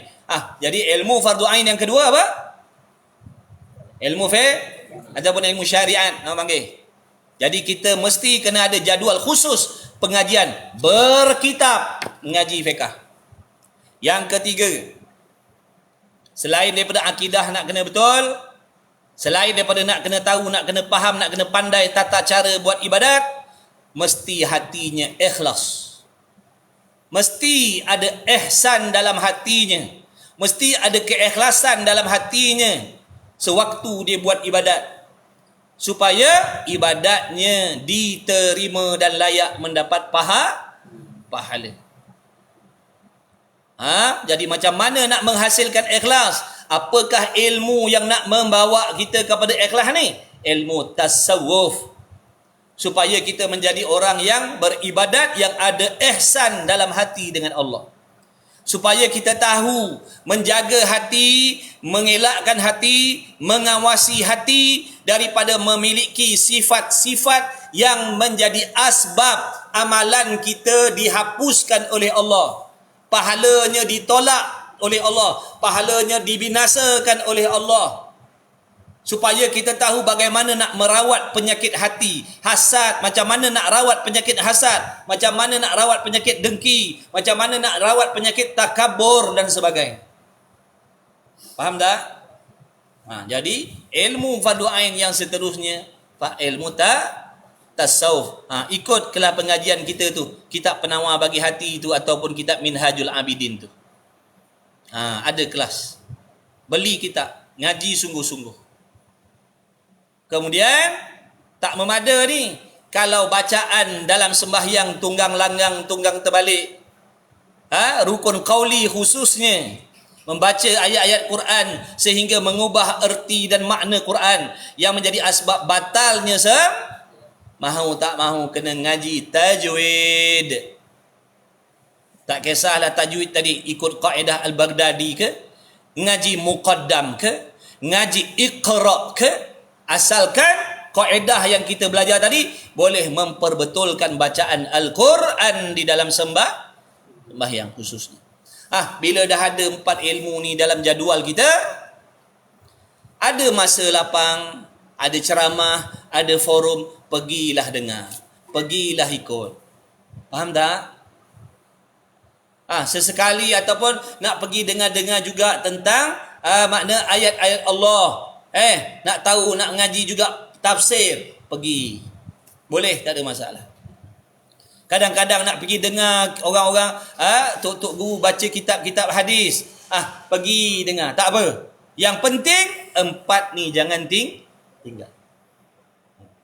Yang penting 4 ni jangan ditinggalkan. Apa tadi? Tauhid, fiqh, tasawuf, tajwid. Jadi kawan-kawan yang belum ada, tolong kawan-kawan semua, tolong sahabat-sahabat semua, atur jadual kita sendiri, ikut masa kita sendiri, jangan ikut masa kawan. Waktu kerja tak sama, kita ada tugas masing-masing, ada rumah tangga masing-masing. Kita nak kena susun atur kita punya waktu. Wajib, kalau orang tanya apa hukum susun waktu supaya dapat mengaji 4 ilmu fardu ain ni, jawabnya wajib susun waktu. Boleh tak, timbul soalan lagi, Ustaz, boleh tak saya nak mengaji fardu ain ni waktu masa lapang? Jawabnya tak boleh. Boleh tak saya nak mengaji fardu ain waktu masa lapang saya? Jawabnya tak boleh. Wajib kita melapangkan masa supaya boleh menunaikan, mempelajari 4 ilmu ni tadi. Faham ke tidak, sahabat? Sahabat, saya bukan marah. Nak menegaskan. Kesian sahabat, betul, kesian. Kawan kita dah berubah, kawan kita dah berhijrah, tapi tak kesampaian lah. Sayanglah dia tujuan dia berubah supaya Allah redha dia, supaya Allah terima dia, supaya dia beribadat dan amalnya diterima oleh Allah, nanti boleh bawa pahala yang banyak balik akhirat. Tapi kalau begitu keadaannya, amalnya tetap salah walaupun pada zahir nampak hijrah dah. Sahabat, tolong sampaikan sahabat. Tolong sampaikan. Kalau kita sayang kawan-kawan kita, tolong sampaikan. Yang nak dengar, yang nak percaya. Yang tak nak dengar, terpulang.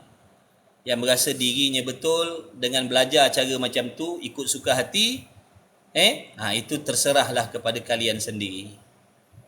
Kita sampaikan pesan seperti mana yang Tok Guru kita sampaikan. Tujuan kita ibadat ni supaya sampai maksud. Kita beribadat, kita berhijrah, ada maksud.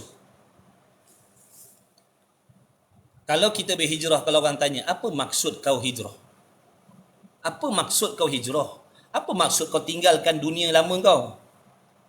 Apa maksud kau tinggalkan kelab malam kau tinggalkan pergaulan bebas kau tinggalkan judi, kau tinggalkan arak, kau tinggalkan dedah aurat. Sekarang kenapa kau dah tak buat benda-benda macam tu? Apa maksud kau? Kau nak apa sebenarnya?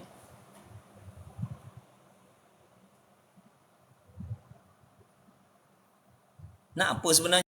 Nak apa sebenarnya?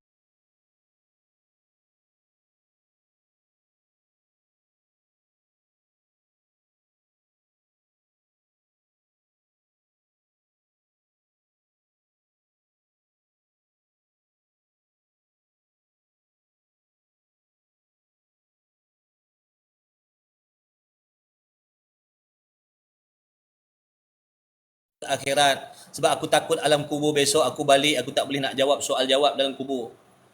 Sebab aku dah menyesal. Sebab aku nak Allah sayang aku. Sebab aku nak Allah ampunkan aku. Sebab aku nak Allah redha kepada aku. Baik. Nak Allah sayang, nak Allah redha, nak amalan kita Allah terima, ada sebab-sebab yang mesti kita kena buat. Ada sebab-sebab yang mesti kita kena buat dan ada sebab-sebab yang mesti kita kena tinggalkan. Kalau tu tujuan maksud kita ibadat, nak Allah redha, nak Allah terima, kita mesti kena buat sebab-sebab tertentu dan meninggalkan sebab-sebab yang tertentu. Apa sebab yang perlu kita buat? Kena buat sebab apa? Buat sebab belajar fardu ain.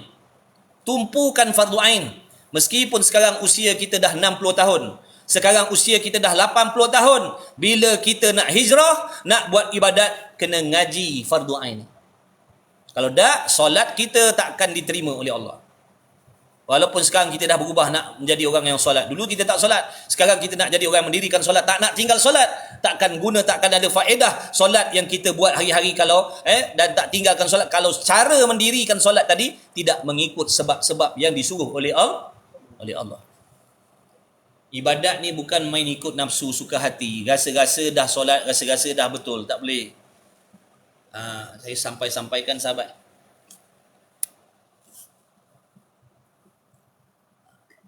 Saya izinkan kawan-kawan yang meletakkan kepercayaan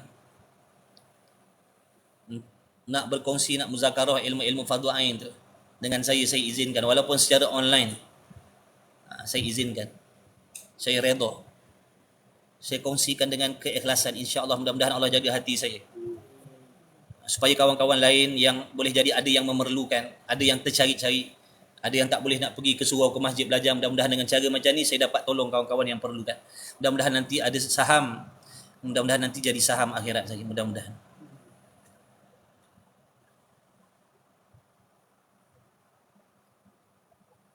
Start nak screen record.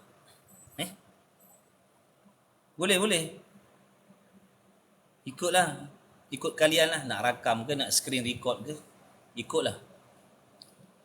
Dia mengaji online ni sama dengan kita bertalaki, sama. Tapi kalau ada dalam masa yang sama di tempat kita ada masjid, ada surau yang kita boleh belajar juga fardu ain, pergi. Rasa duduk dalam majlis ilmu ni lain sikit berbanding dengan kita mengaji dalam ni. Memang kefahaman kita boleh dapat, tapi dia punya syok duduk dalam majlis ilmu tu tak sama dengan kita mengaji secara online ni. Walaupun sah. Contohnya dalam online ni saya ajar bab solat. Kawan-kawan boleh pandai, kawan-kawan boleh betul solat dengan mengaji secara online ni. Faham tak? Dia faham, maknanya dia boleh amalkan. Maknanya kalau bab mandi wajib saya mengajar secara online, dia boleh faham dan dia boleh betulkan cara mandi wajib dia, betulkan cara wuduknya walaupun online. Tapi nak cerita ni, kalau bertalaki duduk dalam majlis macam ni, duduk macam ni, dia ada lain. Dia ada kelebihan lain. Satunya, kita kena korban masa nak pergi, kaki kita melangkah pergi balik. Bukankah tu pahala? Melangkah pergi balik tu tadi, bukankah selangkahnya dihapuskan dosa, digantikan pahala? Betul tak? Kadang-kadang kena keluar duit, nak tuang minyak kereta, nak tuang minyak motor. Bukankah itu ada hubung kait dengan ibadat? Bukankah pahala pula? Pahala lagi.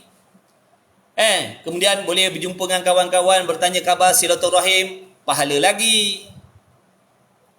Kemudian boleh salam dengan guru-guru kita, pahala lagi. Kadang-kadang kita boleh buat jamuan, buat jamuan, nak meraihkan majlis tu, nak meraihkan guru-guru kita, kita buat jamuan lebih kurang, pahala lagi. Begitulah, ada perbezaan. Dia tak sama. Tapi maksud boleh dapat. Maksud nak dapat ilmu, nak betulkan ibadat, boleh ngaji secara online. Begitu juga nak menyesatkan ibadat pun boleh dengan online ni. Nak menyesatkan ibadat pun boleh dengan online ni. Kita mengaji dengan guru yang sesat pahamannya secara online, confirm akan sesat amalan kita. Sebab tu hati-hati sahabat. Hati-hati memilih guru. Hati-hati memilih guru kita. Pastikan guru kita berakidah ahli sunnah wal jamaah dia dan dia adalah orang yang bermadhab. Ni saya pesan banyak kali. Pastikan untuk guru kita yang kita nak ambil ilmu daripada dia di kalangan orang yang berakidah ahli sunnah wal jamaah. Dia di antara orang yang berakidah sifat 20. Dia guru yang mengaji sifat 20 dan berpegang dengan sifat 20 ataupun sifat 13. Guru akidahnya adalah Abul Hasan Al-Ash'ari ataupun Abu Mansur Maturidiyah. Itu guru pegangan akidah dia.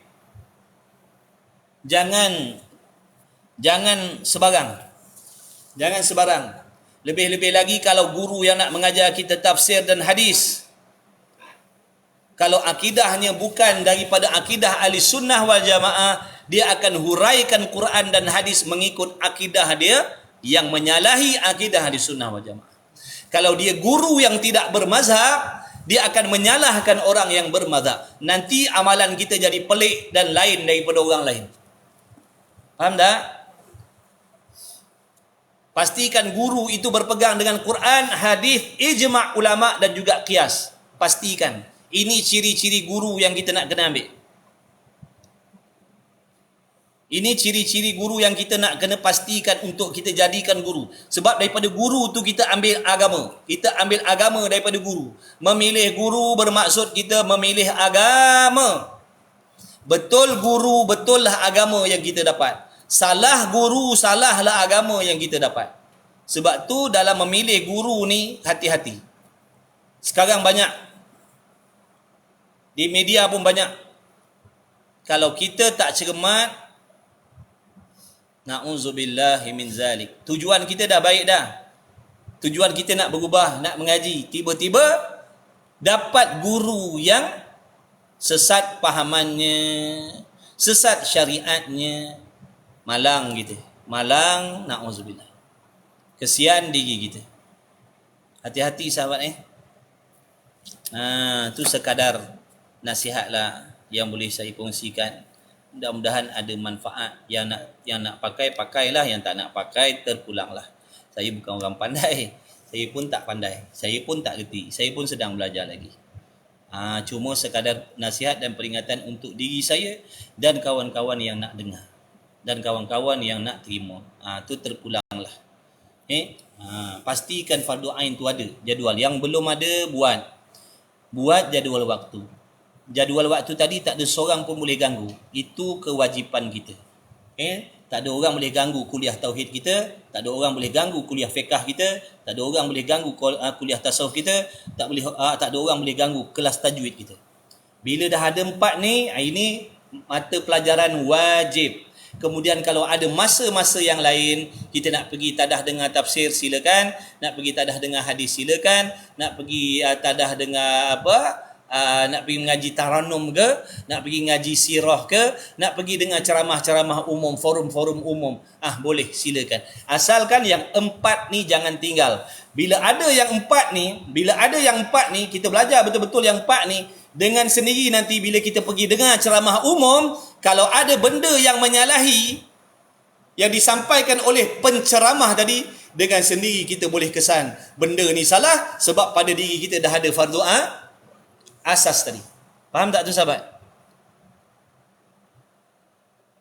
Faham tak? Bila kita tak tinggalkan, contoh kita belajar akidah betul-betul fardu ain tadi. Kemudian ada masa lapang kita nak pergi dengar ceramah, ataupun masa-masa lapang kadang-kadang kita nak scroll dekat kita punya handphone ni nak tengok ceramah, tiba-tiba kita dengar ada benda yang menyalahi dengan fardu ain yang kita belajar. Insya-Allah kita tak akan ambil, kita tak akan pegang, kita tak akan percaya. Yang banyak berlaku sahabat.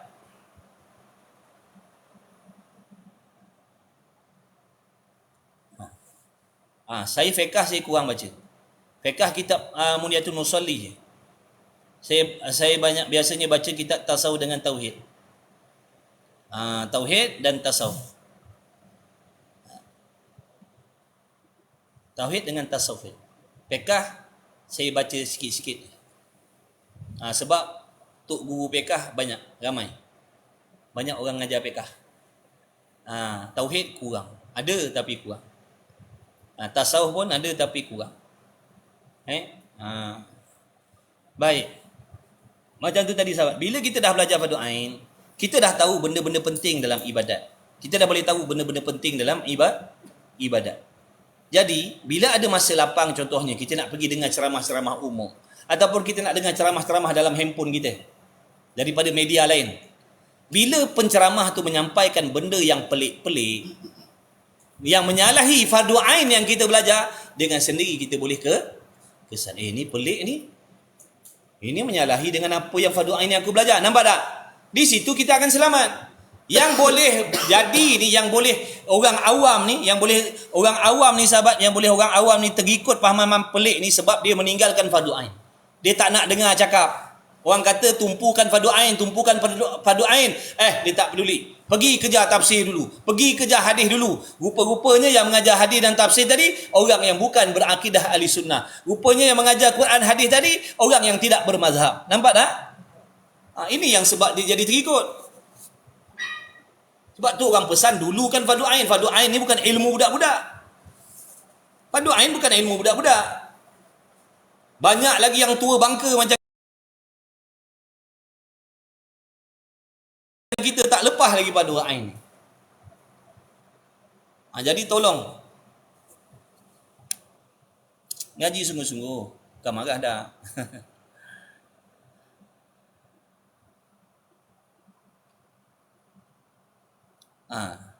Na'udzubillah min zalik.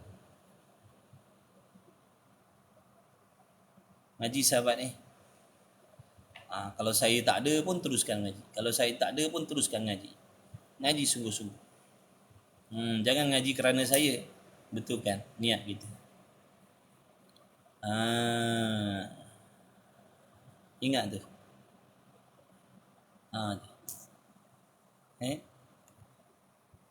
Jangan tinggal tauhid, fiqh dan tasawuf. Baik, kita tutup dulu. Bismillahirrahmanirrahim. Orang nak makan, nak pergi makan.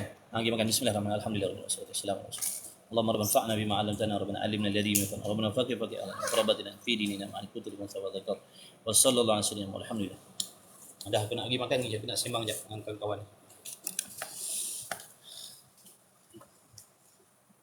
Betul sahabat. Banyak berlaku macam tu. Kita berasa kasihan. Bila kita hijrah, kita nak Allah redha. Tapi bila kita hijrah, kita terpengaruh dengan pahaman yang sesat. Macam mana nak dapat redha Allah? Macam mana kita nak dapat redha Allah kalau dalam waktu kita dah dalam kita berhijrah tadi tu, selepas kita berhijrah, kita terpesona, terpedaya dengan pahaman yang sesat. Dengan syariat yang salah. Macam mana? Macam mana nak dapat redha Allah? Sebab tu penting fardu ain ni. Tolong ingatkan kawan-kawan. Mengaji jangan ikut kawan-kawan, ngaji ikut level kita sendiri. Kawan-kawan boleh jadi dia dah lepas fardu ain, kita belum.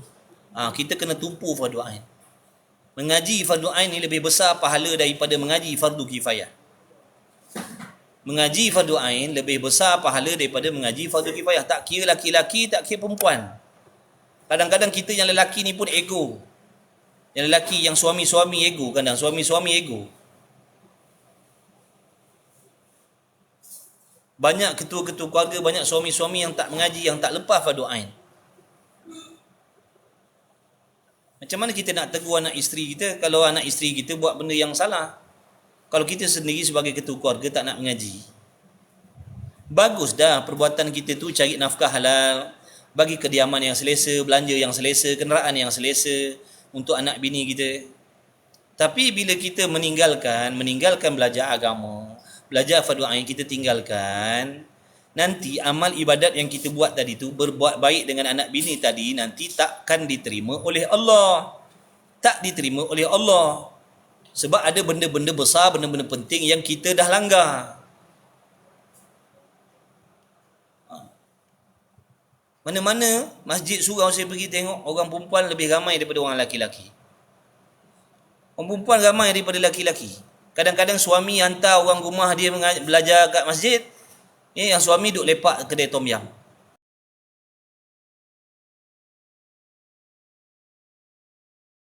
Nanti habis kelas, dia datang ambil bini dia bawa balik rumah. InsyaAllah semua orang nak jadi baik. Sejahat-jahat manusia atas dunia ni dalam hatinya ada keinginan nak jadi baik. Sejahat mana pun, dia walaupun dia penjenayah sekalipun, dalam hati dia ada keinginan nak jadi baik. Kita nak jadi baik, kena kawan dengan kawan yang baik. Kena kawan dengan kawan yang baik-baik.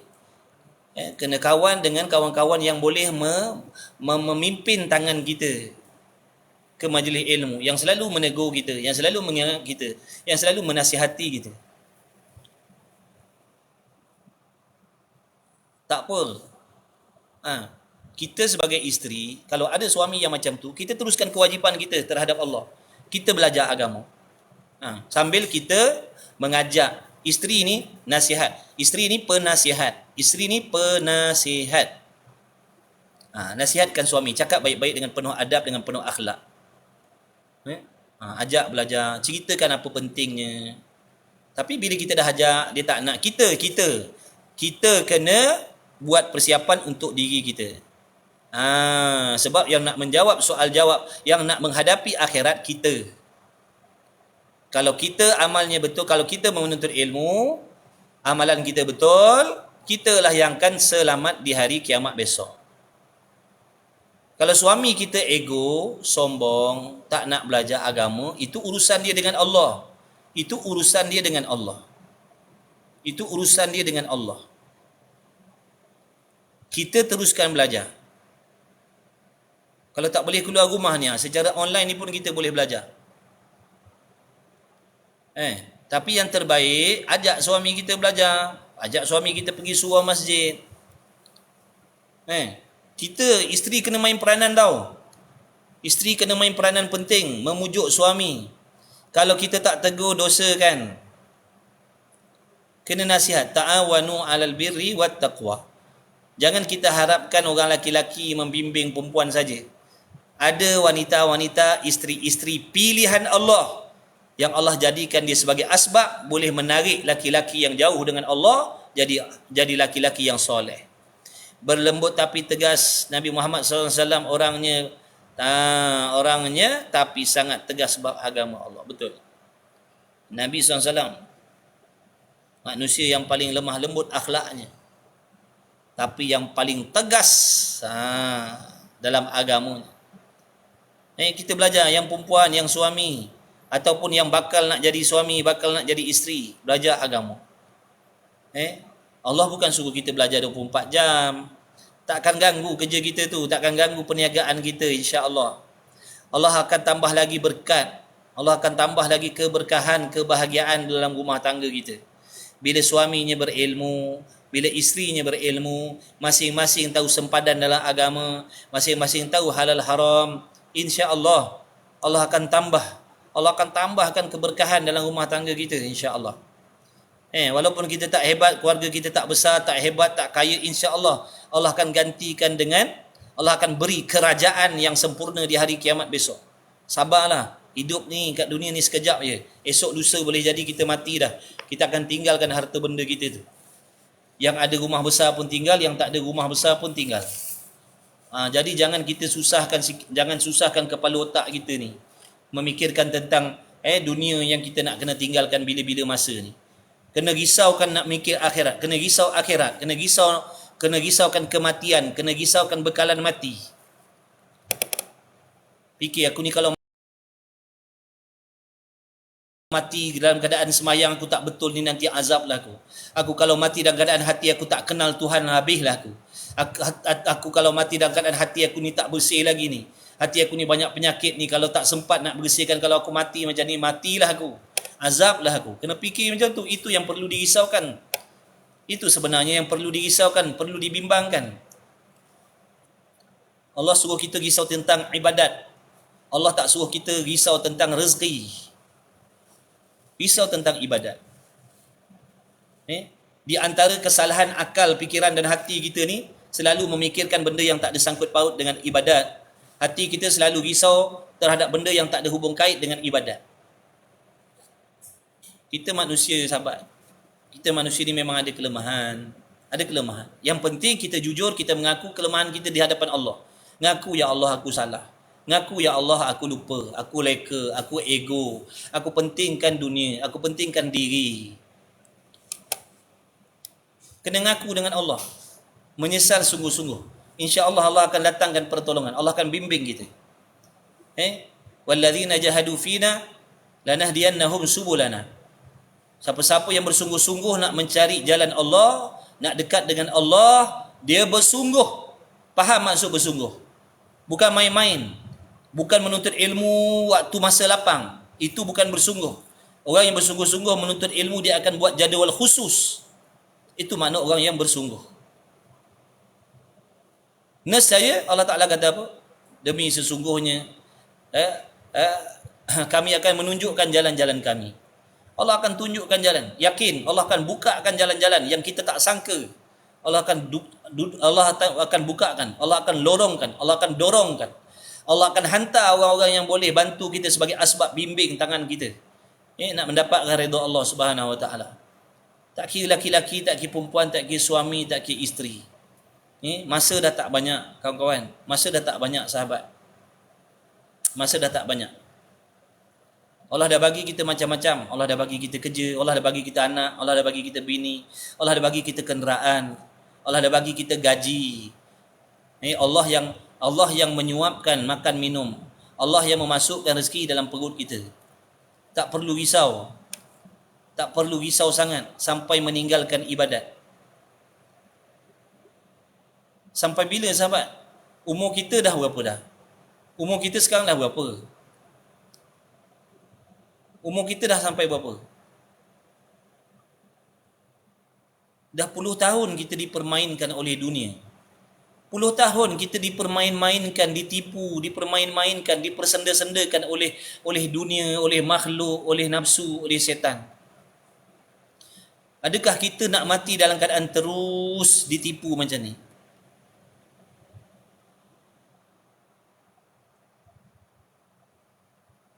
Bukan Allah nak suruh kita ni beribadat atas tikar sejadah 24 jam, tak boleh nak ambil keseronokan. Bukan. Jangan salah faham dengan Allah. Jangan jahat sangka dengan Allah. Allah suruh bagi masa sikit untuk akhirat kita. Allah suruh kita bagi masa sikit untuk Allah. Susah kita, sahabat, kalau Allah tak tolong kita. Wahai kawan-kawan, susah. Kalau Allah tak tolong kita, kalau Allah tak tolong bini kita, susah hidup kita. Kalau kita nak megah dengan, kalau kita pentingkan kerjaya kita, cuba fikir balik. Selama ni siapa yang memberi pekerjaan tu pada kita? Siapa yang merezekikan pekerjaan tu pada kita? Siapa yang memilihkan pekerjaan tu untuk kita?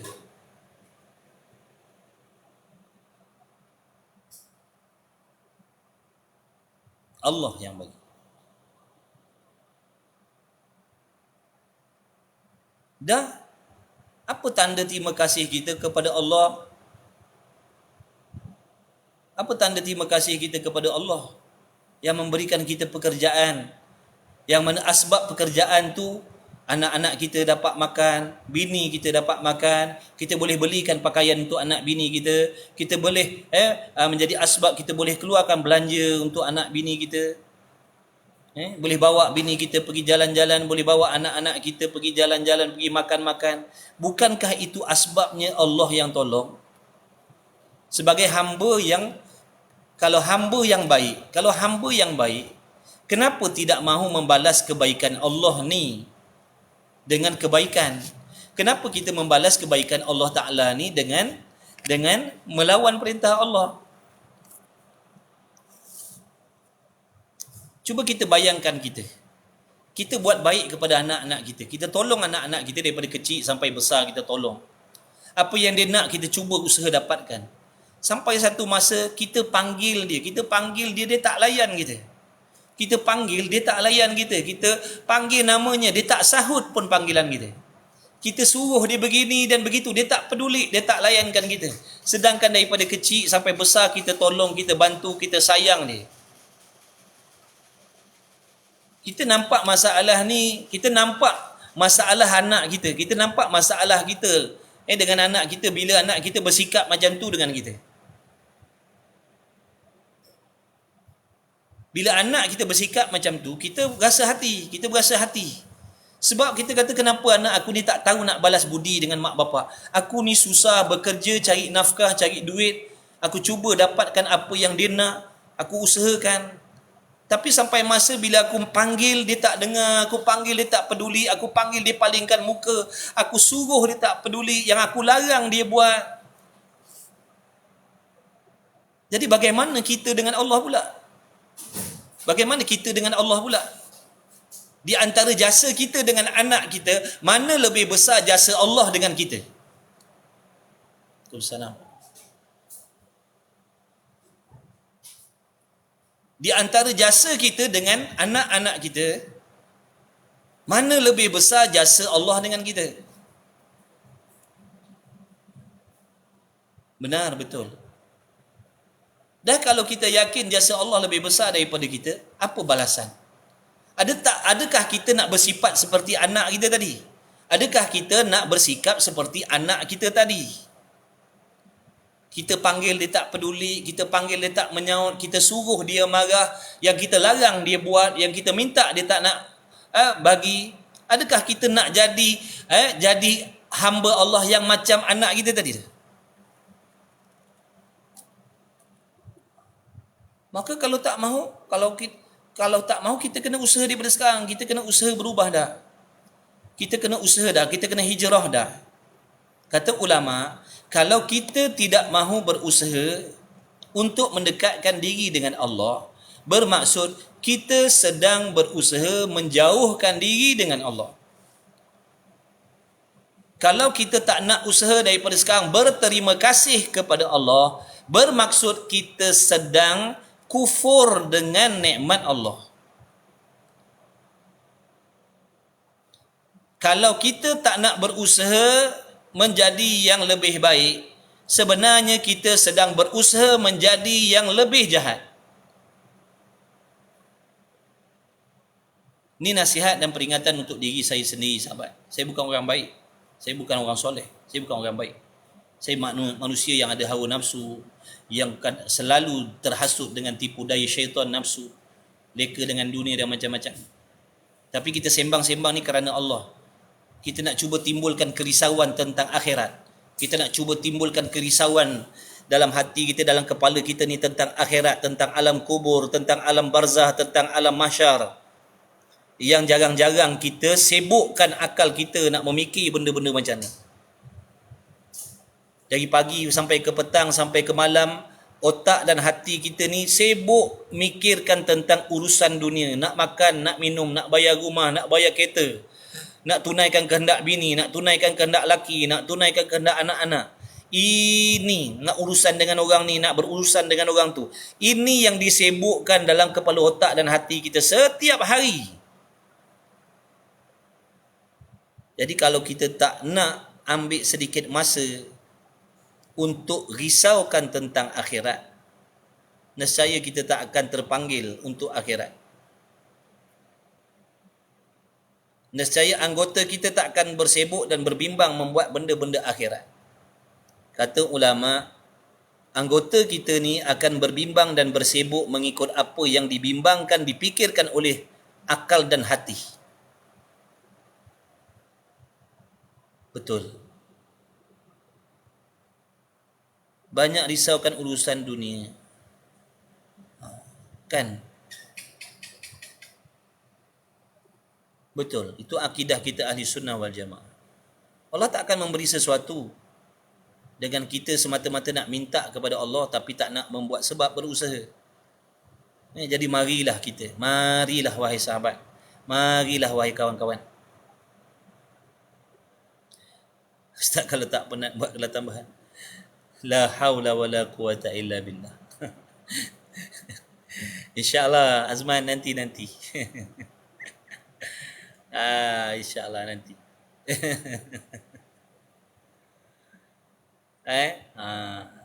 Saja nak cakap nak buka minda tadi. Mudah-mudahan ada manfaat. Jangan lengah-lengah dah sahabat. Jangan lengah-lengah dah. Malam ni dah kena rangka-rangka dah jadual waktu. Mana aku pastikan aku ada memiliki kelas pengajian fardu ain yang khusus untuk diri aku. Kena buat sahabat. Siapa azam nak buat? Komen. Siapa insya-Allah azam nak buat? Saya nak tengok sebelum nak end live. Siapa yang insya-Allah azam nak buat jadual khusus kelas pengajian fardu ain bagi diri masing-masing. Makna bukan mengaji dengan saya tak bukan saya harap makna ngaji dengan saya dah, makna ngaji fardu ain. Saya nak tengok.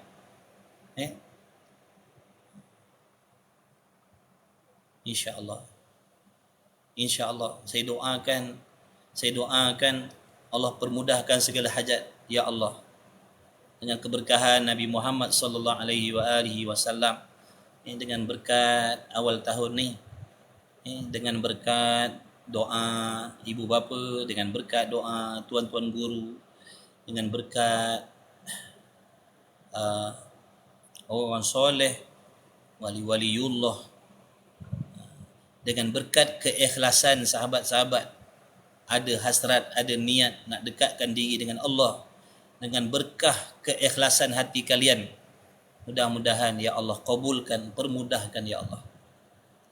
Permudahkan ya Allah. Bukakan jalan-jalan ya Allah bagi kami untuk memperbaiki diri kami, untuk memperbaiki ahli keluarga kami.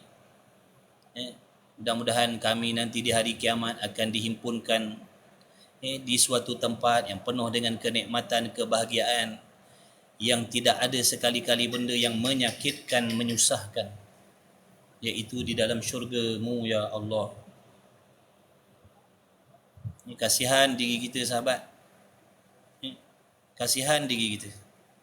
Allah bagi diri kita baik-baik, tapi kita sengaja buat sebab-sebab agar diri kita nanti dibakar oleh Allah. Kasihan anak bini kita. Kasihan anak bini kita, barangkali nanti asbab kita mereka dibakar oleh Allah. Kasihan suami kita, asbab diri kita nanti dia ditanya oleh Allah. Isteri yang baik, dia akan usaha meringankan beban akhirat suami dia. Meskipun suami dia tak bijak, tak pandai nak mengajar dia agama, dia akan cari jalan sendiri. Dia akan usaha belajar agama sungguh-sungguh untuk diri dia.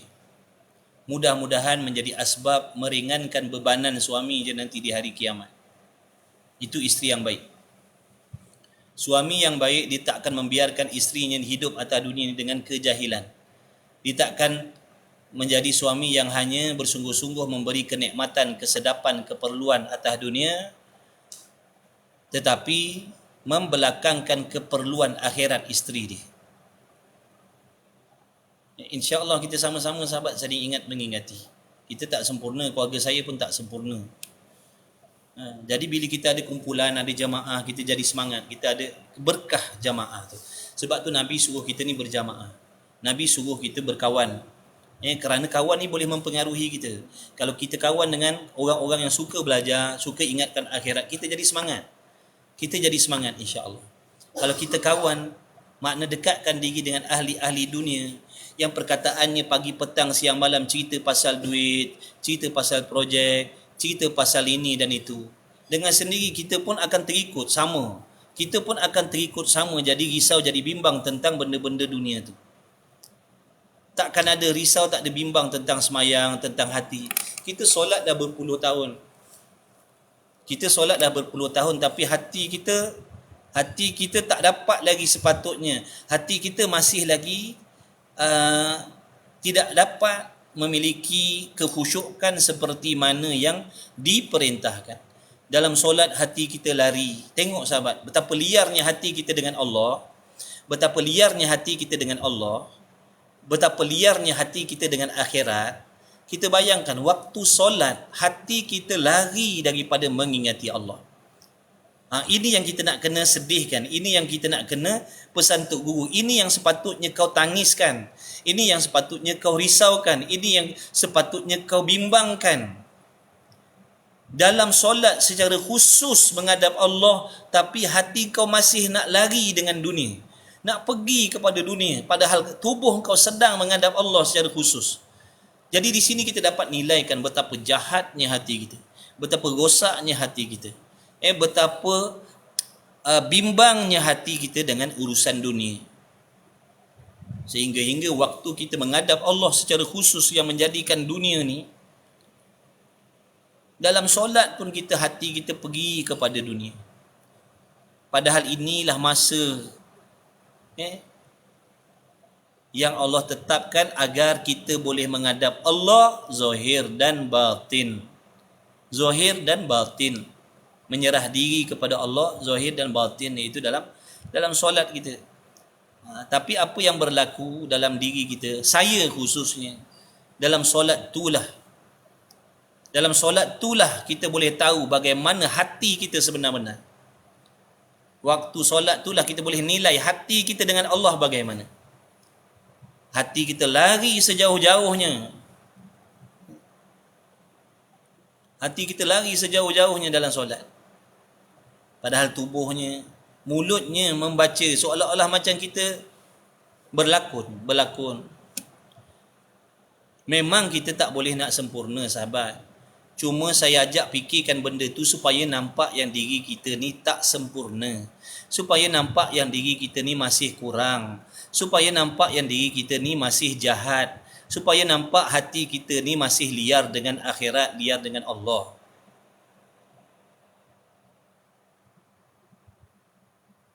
Bukan maksud saya nak kata benda tu takkan berlaku, mustahil berlaku. Pada kita manusia biasa memanglah macam tu. Ya, kalau kita fikir macam tu, kita takkan ada susah hati sahabat. Wahai kawan-kawan, kalau kita fikir macam ni, dah memang biasalah adatnya kita manusia, mana nak boleh khusyuk yang sempurna macam Nabi Rasul. Jadi bila kita fikir macam tu, kita takkan ada rasa risau nak memperbaiki. Kita takkan ada risau nak memperbaiki. Kita takkan rasa berdosa, kita takkan rasa bersalah, kita takkan rasa biadab dengan Allah. Bahkan kita akan memuji-muji diri kita. Kita akan redha dengan diri kita yang hakikatnya masih lagi jauh dengan Allah. Kata Al-Imam Al-Ghazali rahimahullahu ta'ala, daripada di antara sifat mazmumah, di antara sifat yang Allah benci, di antara sifat yang Allah benci yang ada dalam hati kita ni sahabat, merasa puas hati dengan diri, merasa puas hati dengan amal, merasa selesa dan aman tenteram daripada kebencian Allah. Kita rasa kita selamat daripada kebencian Allah, kita berasa kita aman daripada kemurkaan Allah. Ini yang menyebabkan kita jadi selesa dengan diri kita yang solatnya lalai, kadang-kadang yang solatnya tak sah, yang solatnya tak peduli tentang tutup aurat macam mana dalam solat, yang tak peduli dengan bacaan. Kita akan rasa selesa. Kita tak akan ada rasa nak berubah kepada yang lebih baik.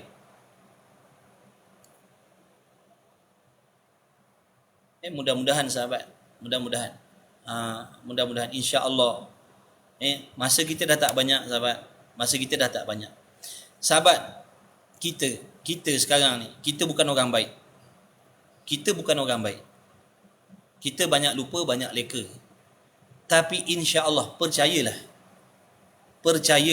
insya-Allah, meskipun kita sekarang kita kata kita dah tak berpeluang nak menjadi orang yang soleh, tak berpeluang nak menjadi orang yang solehah. Insya-Allah. Kalau daripada sekarang kita semua sahabat-sahabat ni azam betul-betul nak mendekatkan diri dengan Allah, tumpukan ilmu kepada pengajian fardu ain dan amalkan ilmu tersebut, insya-Allah pasti Allah akan lahirkan di kalangan generasi kita, keturunan kita, anak-anak yang soleh, yang solehah. Insya-Allah. Insya-Allah. Insya-Allah. Walaupun sekarang kita bukan orang soleh, kita biasa, kita orang biasa, kita ada buat salah silap, tapi sebab hati kita tu dah nak dekat dengan Allah, selalu harap yang tinggi dengan Allah, selalu merayu mengadu dengan Allah, insya-Allah Allah akan lahirkan anak-anak yang boleh menyelamatkan kita di hari kiamat besok. Kawan-kawan nak tak andai kata ada keturunan kita besok yang Allah beri peluang untuk mensyafaatkan kita daripada azab Allah? Kita nak tak sahabat? Kita ni dah tak baik, kita ni dah tak baik. Kita ni mak bapak yang penuh dengan kelekaan, dengan keduniaan dan sebagainya. Kita nak tak nanti di hari kiamat ada di kalangan keturunan ataupun anak-anak kita yang Allah beri kelebihan, memberi syafaat, menyelamatkan ibu bapa dan adik-beradik kita daripada dibakar oleh Allah Subhanahu Wa Taala. Kita nak tak? Maka kalau nak daripada sekarang kita kena buat sebab dia.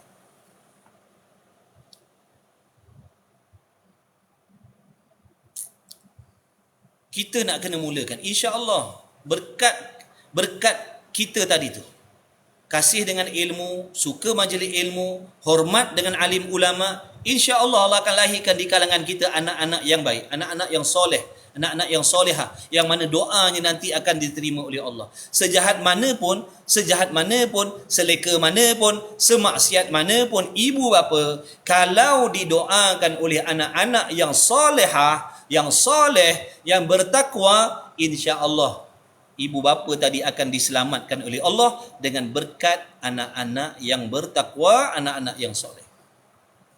Allah Maha Adil, sahabat. Allah Maha Adil. Begitulah juga doa ibu bapa yang bertakwa. Kalau ibu bapa yang bertakwa, ibu bapa yang soleh, ibu bapa yang solehah, doa mereka boleh menyelamatkan anak-anak. Begitulah sebaliknya. Begitulah sebaliknya.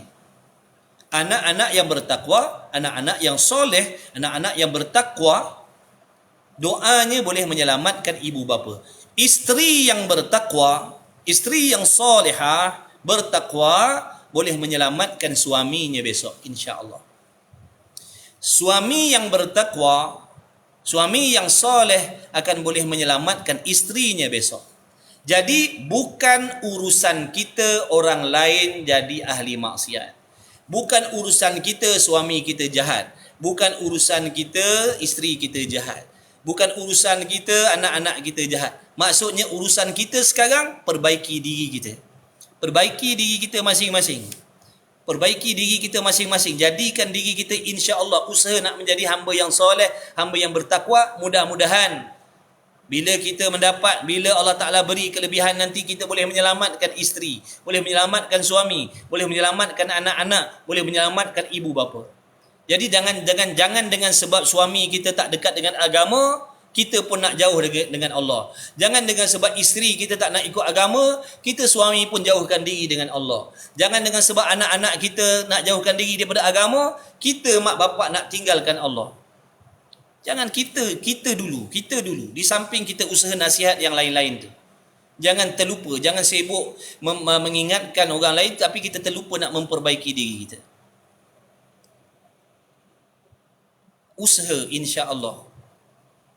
Mudah-mudahan betulkan niat kita. Betulkan niat kita, kita nak berubah kerana Allah. Mudah-mudahan Allah redha, mudah-mudahan Allah ampunkan kita. Mudah-mudahan Allah kasih dan sayang dan redha kepada kita. Mudah-mudahan penghijrahan kita ini menjadi asbab menggembirakan hati Nabi Muhammad sallallahu alaihi wasallam. Mudah-mudahan kita menjadi umat yang menggembirakan hati Nabi sallallahu alaihi wasallam. Mudah-mudahan janganlah kiranya kita menjadi umat yang menyedihkan hati Nabi Muhammad sallallahu alaihi wasallam. Pekerjaan yang sahabat-sahabat sedang buat ni, sahabat-sahabat suka mengaji, suka dengar, ini di antara benda yang menggembirakan hati Nabi sallallahu alaihi wasallam. Nabi sangat bangga. Baik. InsyaAllah. Saya pun nak berhenti dah ni. Saya nak berhenti. 5 minit lagi. 12.45 kita berhenti. InsyaAllah boleh berehat. Jadi mengajilah sahabat. Ngaji betul-betul. Dia kata saya pendek umur, ngaji. Cari orang lain. Kalau kita tak tahu kan. Ini kita sihat, esok kita tak tahu. Makna ngaji. Teruskan. Mengaji kerana Allah, jangan mengaji kerana orang. Mengaji kerana Allah, jangan mengaji kerana kawan. Betulkan niat kita. Kalau kita mengaji kerana orang, nanti kalau apabila ada orang tu masalah, kita tak mengaji. Tapi kalau kita mengaji kerana Allah, demi Allah, kerana Allah, kita tak akan pedulikan orang lain. Kita tak akan pedulikan kawan-kawan. Kita akan terus tetap istiqamah. Ngaji terus. Betulkan niat kita. InsyaAllah. InsyaAllah saya doakan segala doa, segala hajat kalian semua, anak bini kita, keturunan kita, ibu bapa kita, semuanya diampunkan oleh Allah Subhanahu Wa Taala, dikabulkan segala doa, segala hajat. Yang tersurat, yang tersirat, diampunkan segala dosa. Mudah-mudahan Allah Ta'ala membimbing rohani dan jasmani kita seperti mana Allah membimbing para Nabi, para Rasul, seperti mana Allah Ta'ala membimbing para wali-waliullah, para kekasih-kekasih Allah. Ya Allah, dengan berkat Nabi Muhammad SAW, dengan berkat majlis ilmu ini ya Allah, dengan berkat perhimpunan para malaikat di dalam majlis ilmu ya Allah, kabulkan doa kami ya Allah. Bimbinglah kami zahir dan batin. Bimbinglah zahir dan batin kami kepada jalan yang kau redai, seperti mana yang kau bimbing, yang kau anugerahkan kepada kekasih-kekasih kau ya Allah. Istajib doa ana ya Allah. Istajib doa ana ya Allah. Istajib doa ana ya Allah. Bisiril Fatihah. A'udzubillahi minasyaitonir rajim. Bismillahirrahmanirrahim. Alhamdulillahirabbil alamin arrahmanir rahim maliki yaumiddin. Iyyaka na'budu wa iyyaka nasta'in ihdinas siratal mustaqim siratal ladzina an'amta 'alaihim ghairil maghdubi 'alaihim waladdallin. Bismillahirrahmanirrahim. Alhamdulillahirabbil alamin wassalatu wassalamu ala Rasulillah. Allahumma rabbana fa'na bima 'allamtana rabbana allimna alladhi ma yanfa'una rabbana faqih ahlana wa qurabati lana fi dinina ma'al qutri unsa wa dzakar wa sallallahu ala sayyidina Muhammadin nabiyil ummi wa ala alihi wa sahbihi wa baraka wasallam walhamdulillahirabbil alamin. Insyaallah sahabat, satu lagi saya nak pesan sebelum in live, saya nak pesan satu. Jangan yakin dengan diri sendiri. Jangan berpegang dengan diri sendiri. Jangan yakin dengan diri sendiri. Tetapi yakinlah kepada Allah Subhanahu Wa Taala yang bersifat dengan maha sempurna, yang bersifat dengan maha kuasa, memberi pertolongan kepada kita pada bila-bila masa yang Allah Taala kehendak. InsyaAllah. Kalau kita yakin pada diri, kita akan putus asa. Kalau kita yakin dengan diri kita, kita akan putus asa kerana diri kita tak sempurna. InsyaAllah. Satu lagi, ajar hati kita supaya senantiasa memaafkan orang lain. Maafkan orang lain. Maafkan orang lain. InsyaAllah. InsyaAllah. Jumpa lagi sahabat. Terima kasih banyak. Ampun maaf banyak salah silap. Kalau ada perkataan yang menyinggung perasaan sahabat-sahabat semua, minta maaf banyak-banyak. Jumpa lagi insyaAllah.